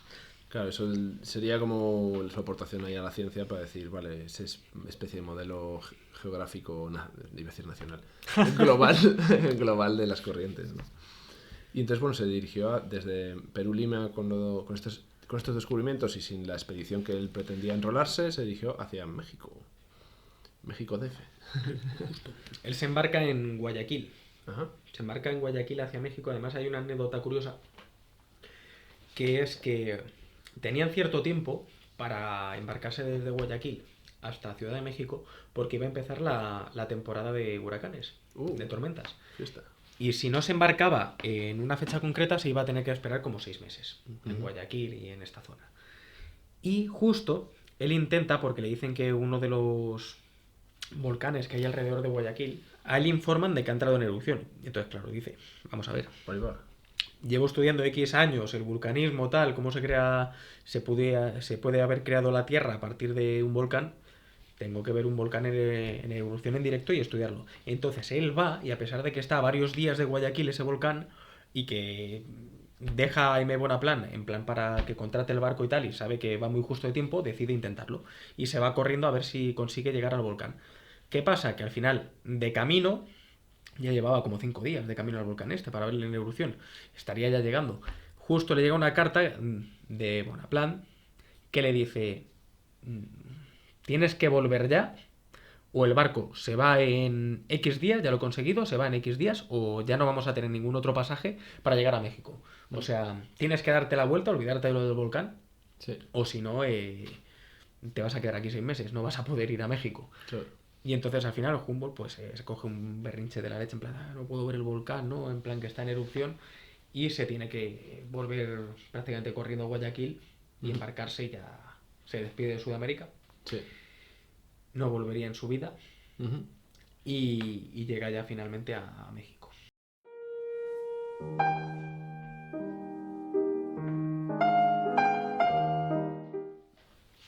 Bueno, pues llega a Ciudad de México, y en Ciudad de México es como un momento un poco diferente a su expedición. Ya empieza a verse el final de la expedición que hace por allí por Sudamérica, y sigue interesado por la naturaleza, sigue haciendo mediciones atmosféricas de magnetismo, y sigue clasificando plantas y animales Ujú.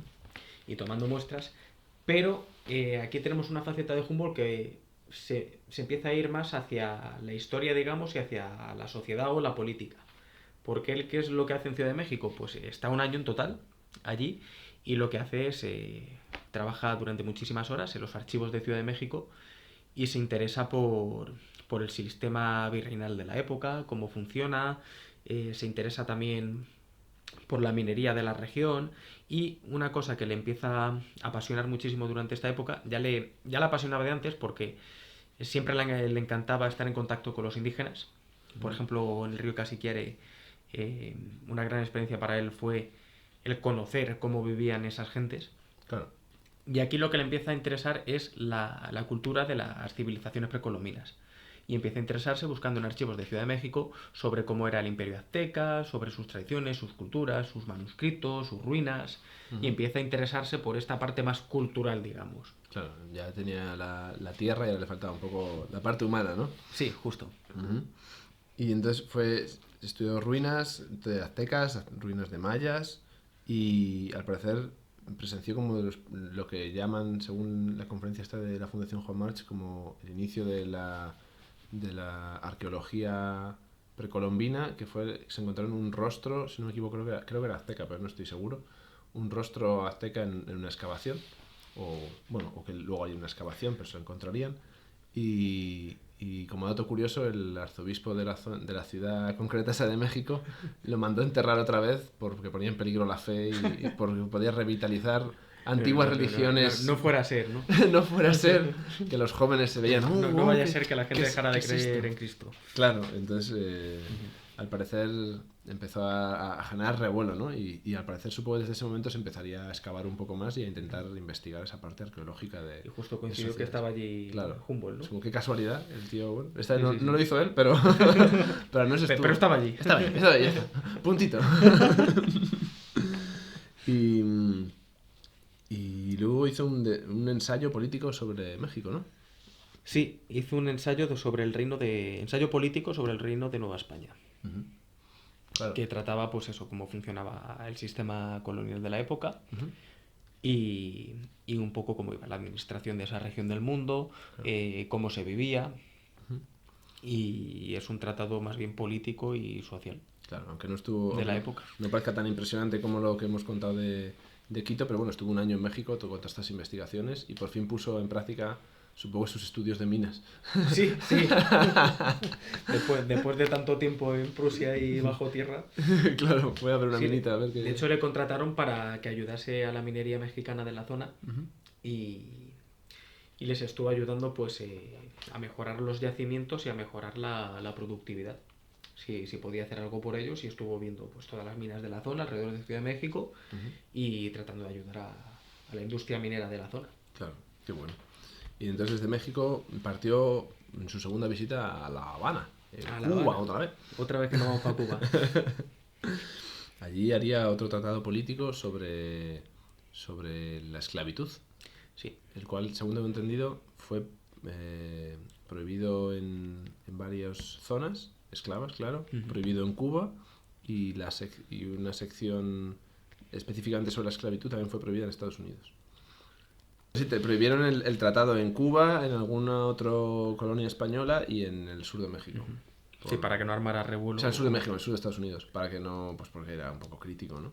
Aunque luego hay cartas de Humboldt que no apoyaba la esclavitud, pero bueno, tampoco la condenaba tan fervientemente cuando ya era más adulto. Pues porque, bueno, económicamente era como funcionaba la sociedad antiguamente y supo que, no sé si por complacer al correspondiente de la carta, que sería un aristócrata o o porque decía, bueno, pues es como funciona el mundo. En la juventud lo critico más, luego ya no tanto, pero.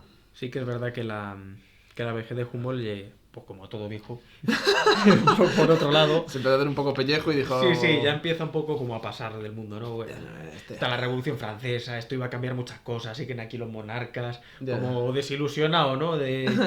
Si quieren seguir con la esclavitud, que sigan. A mí ya me quedan 2 días aquí. Dame plantas y dame animales.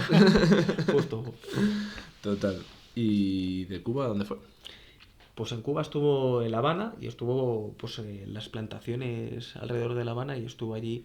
Nuevamente se vuelve a interesar básicamente por la sociedad, por la cultura y se interesa sobre todo mucho, como te has dicho, por la esclavitud.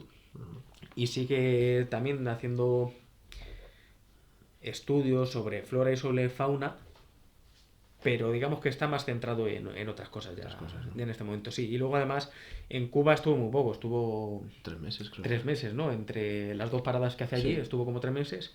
Y esta última vez estaba allí en Cuba porque además había sido invitado a ir a Washington, a ir a Estados Unidos.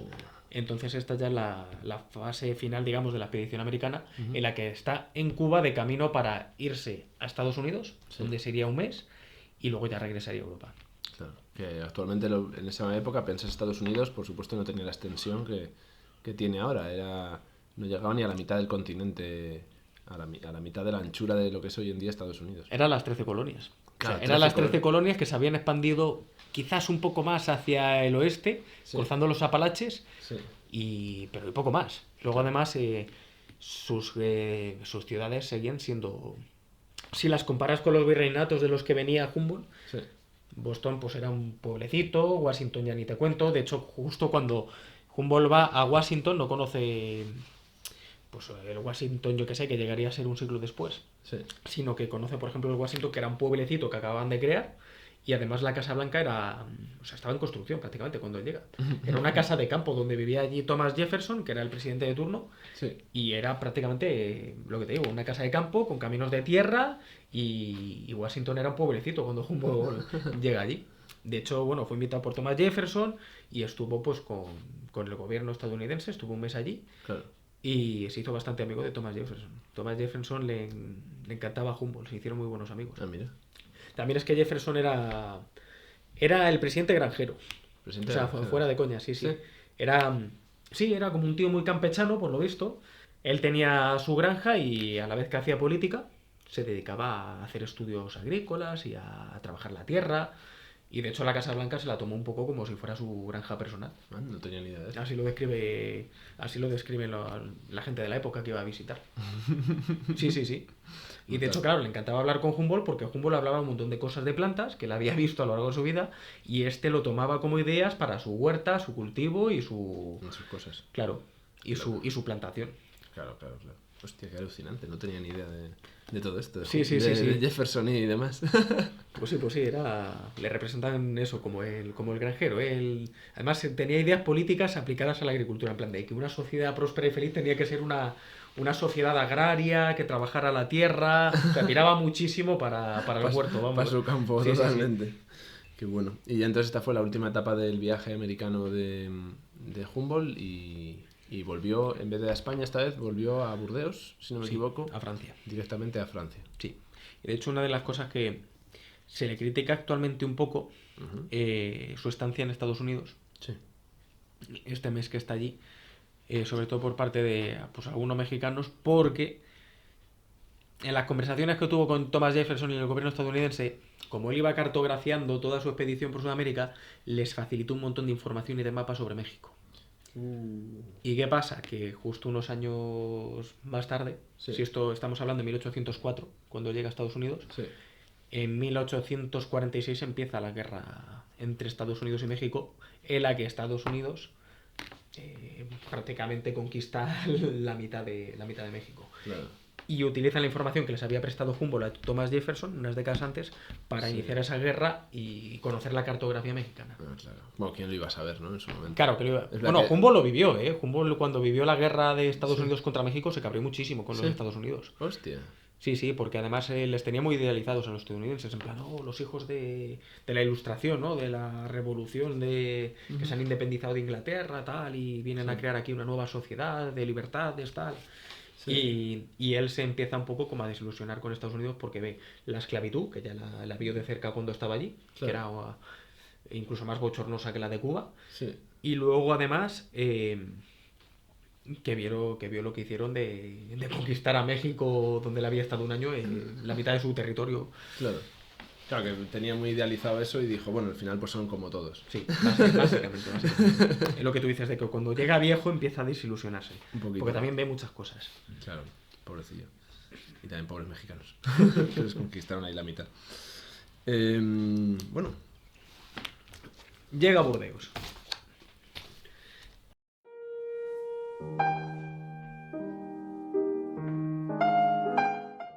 llegaría a Burdeos. Y en Burdeos habitaría en París durante 20 años.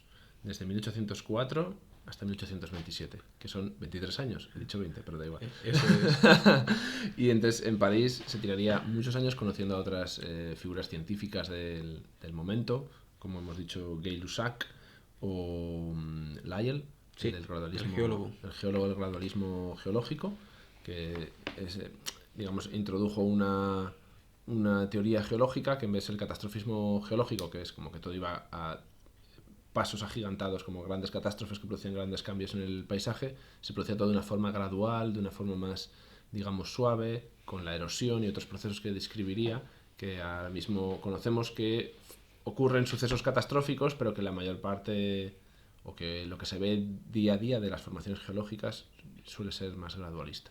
Justo. Aunque a veces hay catástrofes como volcanes y demás, pero eso sería como más, digamos, los orígenes de la Tierra, de mucho vulcanismo, muchas actividades muy catastrofistas, y ahora mismo el paisaje, bueno, en términos geológicos, Pues va poco a poco. va más poco a poco, claro.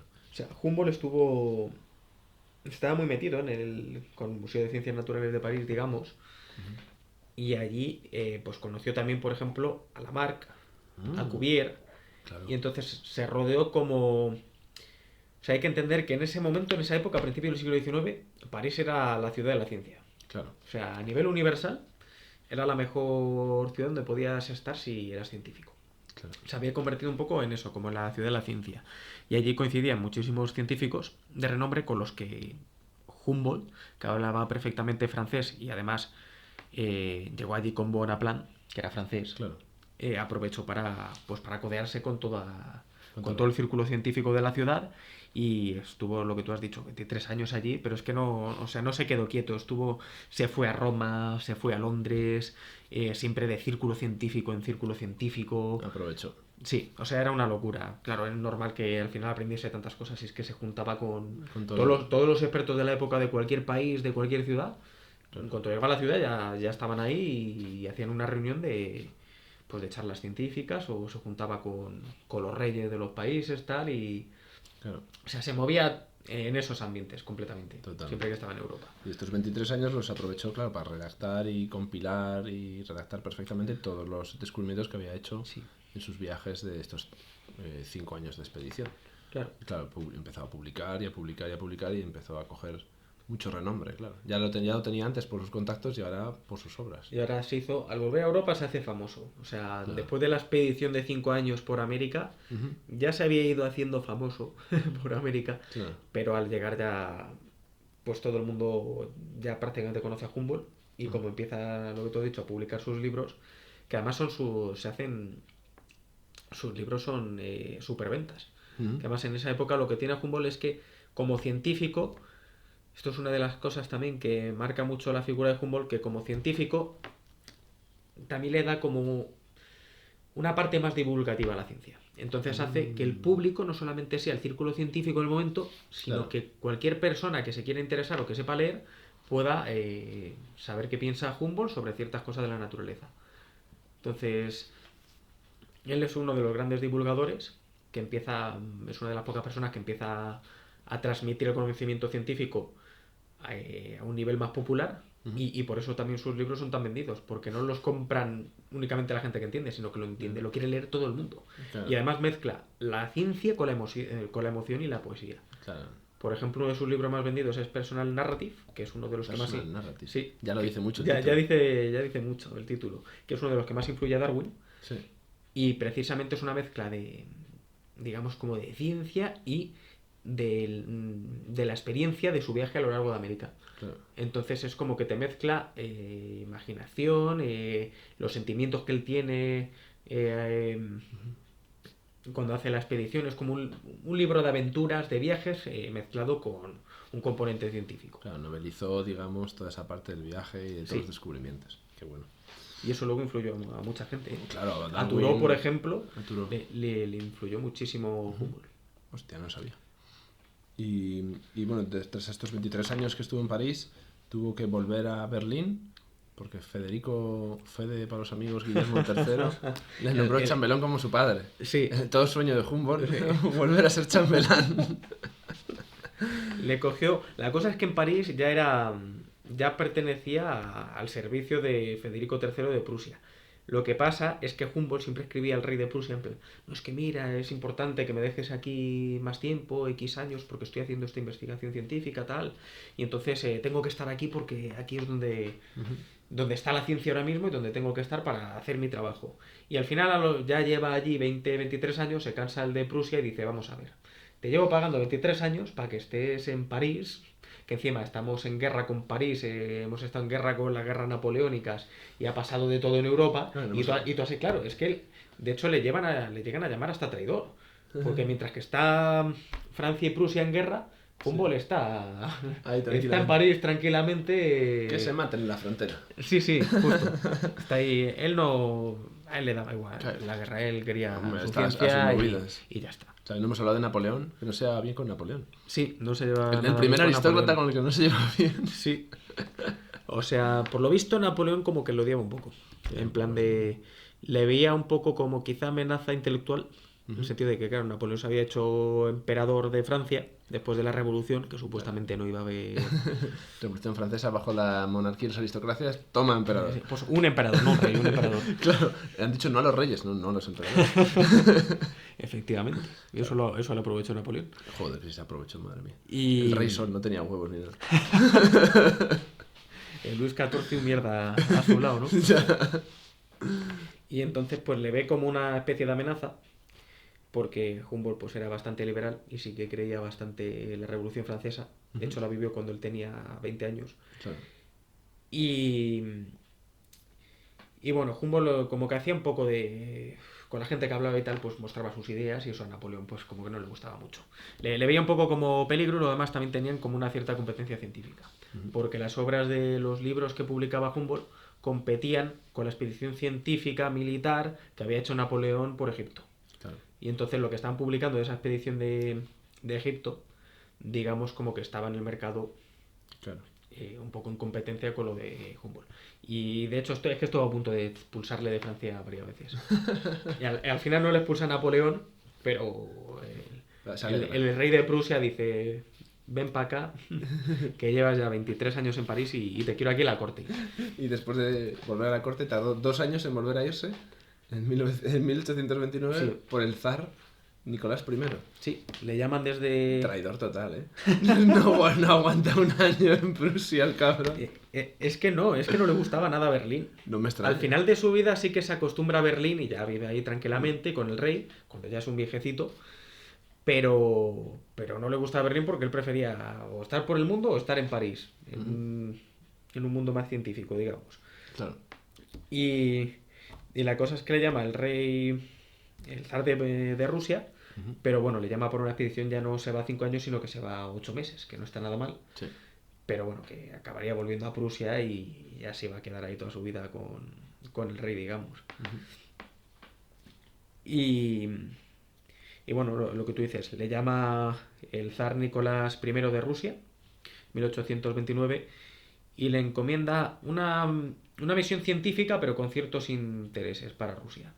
Que es como, bueno, te permito que hagas una expedición hacia Siberia, pero con la condición o con el objetivo de que tú trates de encontrar diamantes. Como eres uno de los mayores científicos de la época y además has sido formado en minería, Claro. y en geología, tienes que encargarte de, a cambio de que tú cojas tus plantas, tus animales y hagas tus estudios por allí, a mí me encuentres diamantes. Y bueno, de hecho, Humboldt le promete a la esposa del zar, que además era justo la hija del rey para el que trabajaba de Prusia, Ajá. o sea que ya la conocía de Berlín. Por eso le permitieron también hacer este trato con el zar, claro, pues si no... en Había su momento- contactos, claro. Claro, Había si ya no, contactos. sería traidor total. Me vengo de París y me voy con Rusia, ¿sabes? Y me voy con Rusia rápido. Sí. Pues le llega a prometer a esta mujer que, pues eso, que va a encontrar diamantes y que le va a traer el mayor diamante que encuentre para ella de Siberia. Ah, mira. Y así consigue, pues eso, se embarca en una nueva expedición que la idea inicial era llegar hasta Tobolsk, que es una ciudad que está justo después de los Urales, o sea, ya empezando Siberia. La cosa es que aquel amigo Humboldt, Qué el listos. culo inquieto, con 59 años, que ya tenía, Sí. cuando llega a Tobolsk, ya a todo esto ya había encontrado los diamantes, o sea, su trabajo ya lo había hecho. Sí. Porque él había dicho, vale, los trópicos yo me he dado cuenta que en ciertas zonas donde coexiste el paladio, El platino. el platino, donde coincide el platino y el oro, Sí. también suele encontrarse diamante.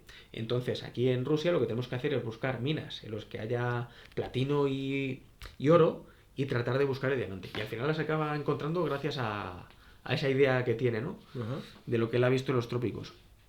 Entonces, como ya ha encontrado el diamante y ya ha hecho su trabajo, llega aquí a Tobolsk, a esta ciudad de Siberia, y manda una carta al Sí. zar de Rusia, bueno, al ministro, que es el que le está permitiendo hacer la petición también, ministro Kankrin, y básicamente le dice, oye, mira, ya he hecho mi trabajo, tal, los diamantes, sé que me tengo que volver, me ha dado permiso hasta llegar hasta Tobolsk y que tengo que volver ya a San Petersburgo y que tengo que estar allí en unas 2 semanas, pero que me voy a ir, voy a seguir por Siberia a ver qué veo.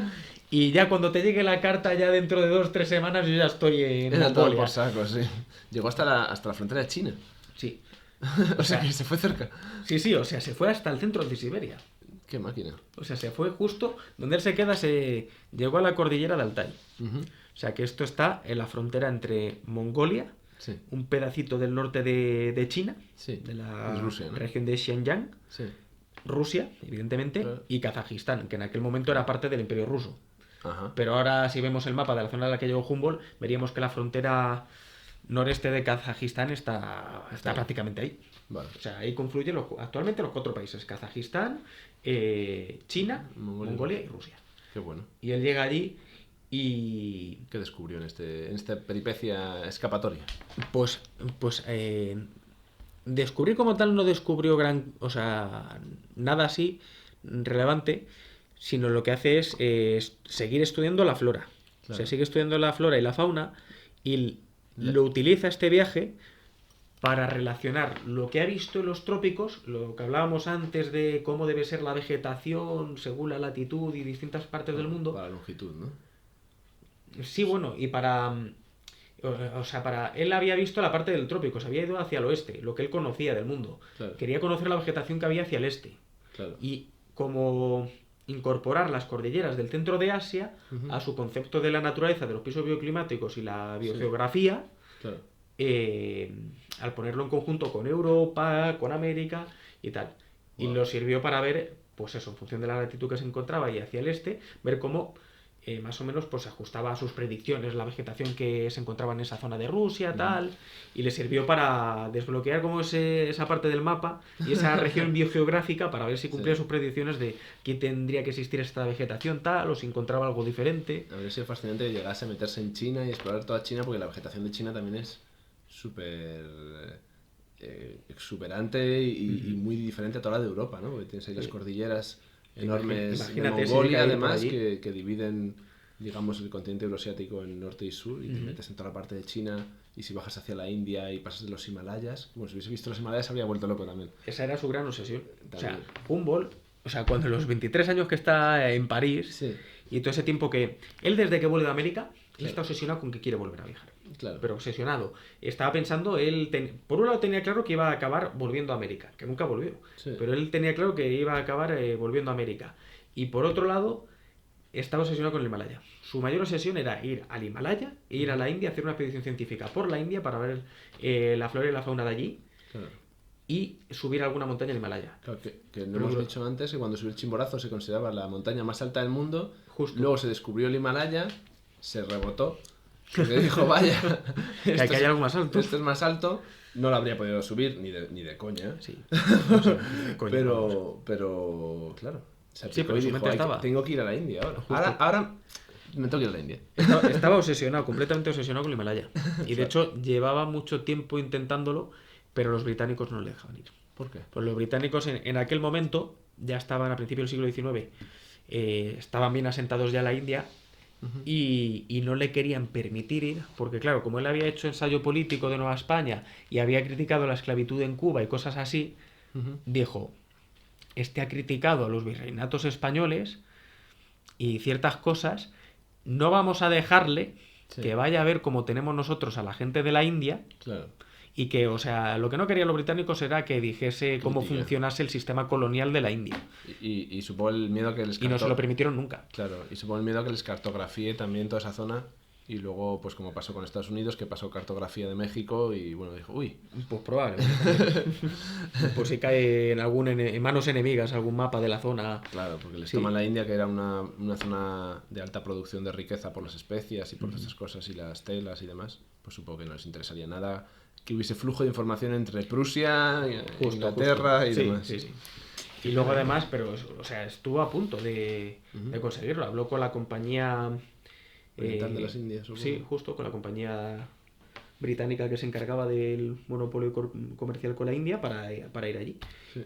Y luego también habló con el príncipe de Inglaterra. Habló O sea, con- habló con todos los círculos y todo lo que podía para tal. Y siempre le decían, sí, sí. Incluso el príncipe de Inglaterra dijo, sí, sí, yo voy a hablar con la compañía y tú vas a ir y yo te lo garantizo, tal. Y al final siempre quedaba en saco roto porque la compañía decía, no, o sea, no nos interesa que este tío venga porque Claro, nos va a criticar. nos va a criticar, no queremos que vea lo que Claro. hay allí. Y ya al tener relevancia política y ser una persona famosa en Europa, claro, su opinión y sus ensayos podían ser detrimentales a nivel económico. Sí, sobre todo ya en esa época ya era muy conocido, ya tenía 60 años. Claro, claro, claro. Así que bueno, no llegó al Himalaya, pero que se quedó cerca. Se quedó De la cordillera del Altai, que si te fijas en el mapa ya Está cerca. está la cordillera del Altai, se junta con la de Tien Shan y ya llega al Karakorum, ya llega ahí al Himalaya, o sea que se quedó cerca. Ahí está guay. Y allí, de hecho, intentó subir una montaña de allí, que tiene una altitud de, creo que lo más alto son 5.000 y pico metros, o sea que es una montaña considerable. Y al final dijo, mira, tengo 59 años, Ya está bien. hay mucha nieve a finales de agosto, que era cuando estuvo él por esa zona. No, es jugársela y necesariamente, y al final no subió ninguna montaña, pero su intención era esa. Y de hecho la gente que le acompañaba en la expedición estaban asombrados con él, pues decían, joder, tiene 60 años y es que el tío nos lleva con la lengua afuera. O sea, de que estaba emocionado, ¿no? Como cuando llevaba, pues ¿qué lleva? 30 años intentando volver a hacer eso. Claro.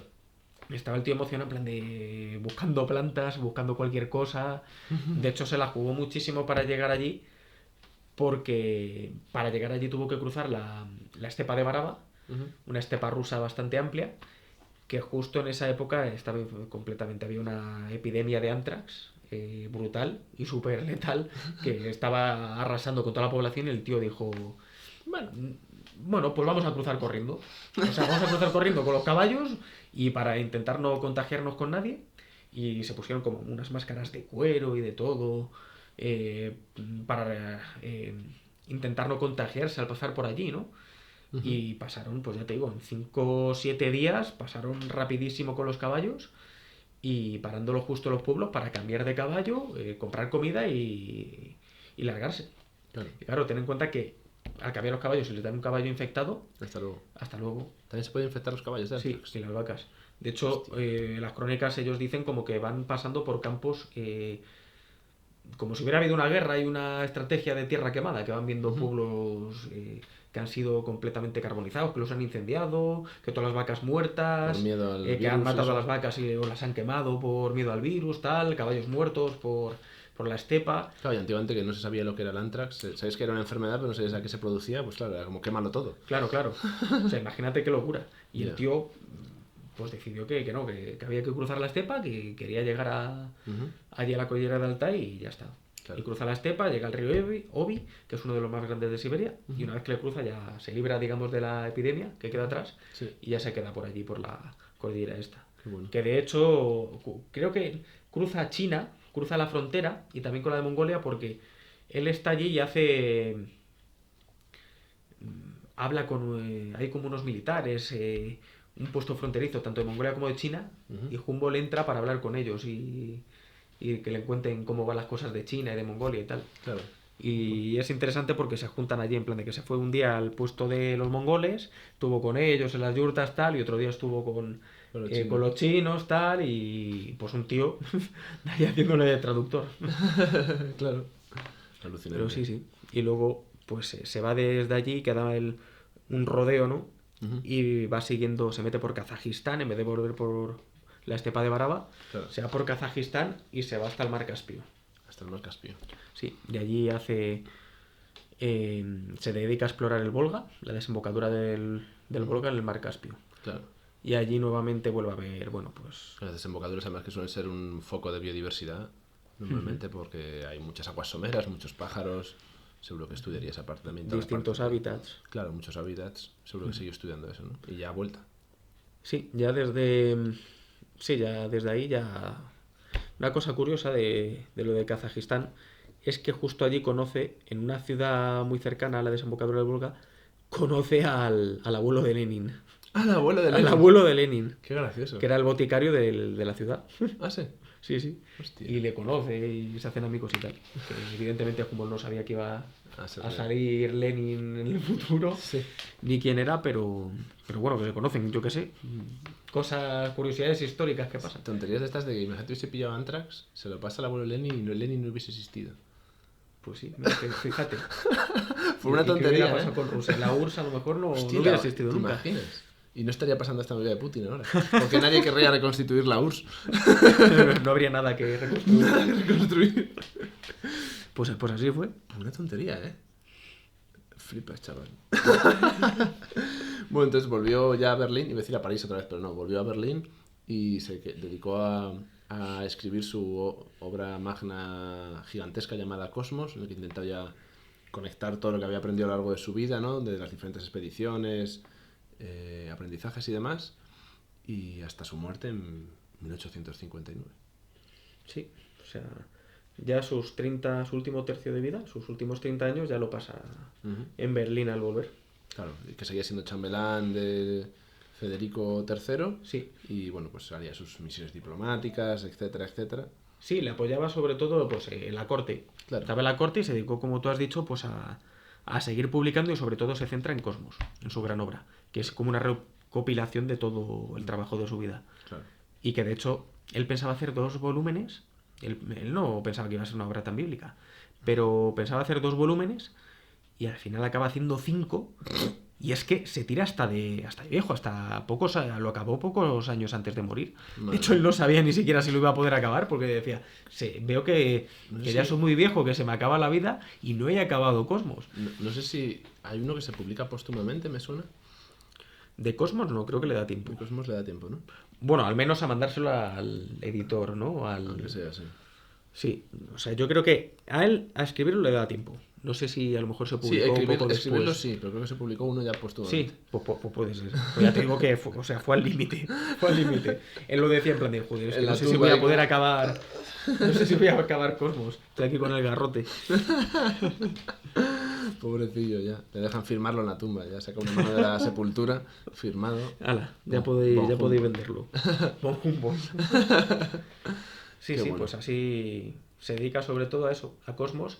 Y una de las cosas interesantes que hace al final de su vida es, al hilo de lo que decíamos antes, de que es un científico que trata de hacer divulgación, es que él empieza a impartir una serie de conferencias en Berlín, ¿vale?, que las hace gratuitas. Ah. O sea, las hace de forma que no se las va a dar a la corte, no se las va a dar a los aristócratas de la ciudad, sino que empieza a dar conferencias de forma gratuita para que vayan los campesinos, vayan la gente que trabaja en la ciudad, puedan ir hombres, mujeres, que en aquella época en el mundo de la ciencia eran únicamente hombres. Sí, claro. Entonces tú ibas a una conferencia de Humboldt y te podías encontrar a un niño, te podías encontrar a un campesino, te podías encontrar a una mujer, te podías encontrar a toda la sociedad representada allí.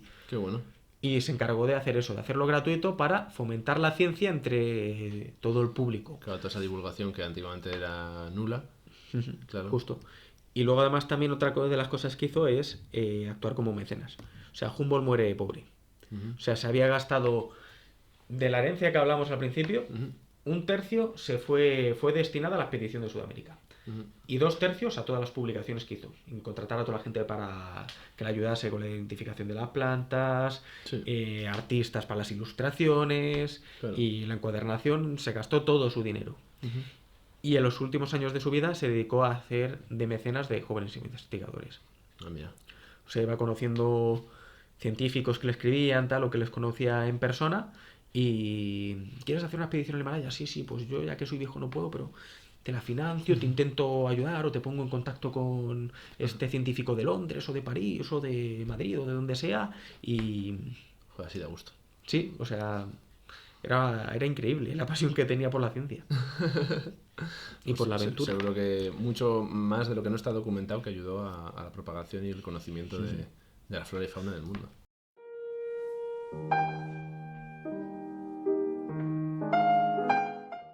Tras ser un mecenas de todos estos nuevos científicos jóvenes que iban a explorar el mundo y aumentar el conocimiento científico, poco después, y en 1859, llegaría a su muerte Alexander von Humboldt en Berlín.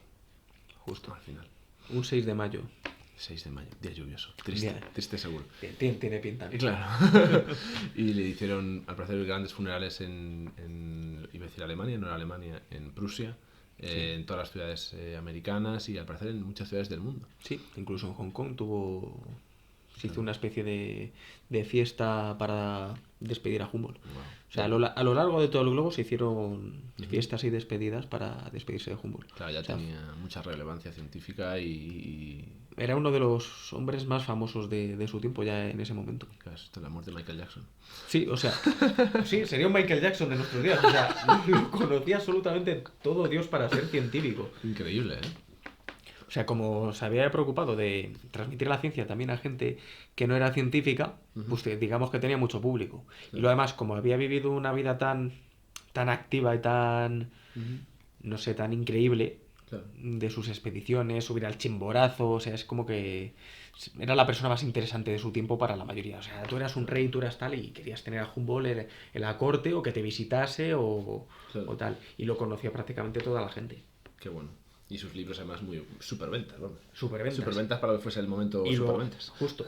Y luego además toda la gente que influyó, como Darwin, Thoreau, Claro, la han nombrado y la han seguido nombrando. la han nombrado, la han seguido nombrando, entonces Claro. a estas alturas ya era... O sea, y además la gente era como que le quería. O sea, de... Gracias por todo, ¿no? Lo que nos has dado y que... O sea, ten en cuenta que es lo que te digo, él murió pobre y hacía conferencias gratuitas para divulgar a la gente sus conocimientos. Qué bueno. Así que finalmente en 1859 nos despedimos de Humboldt.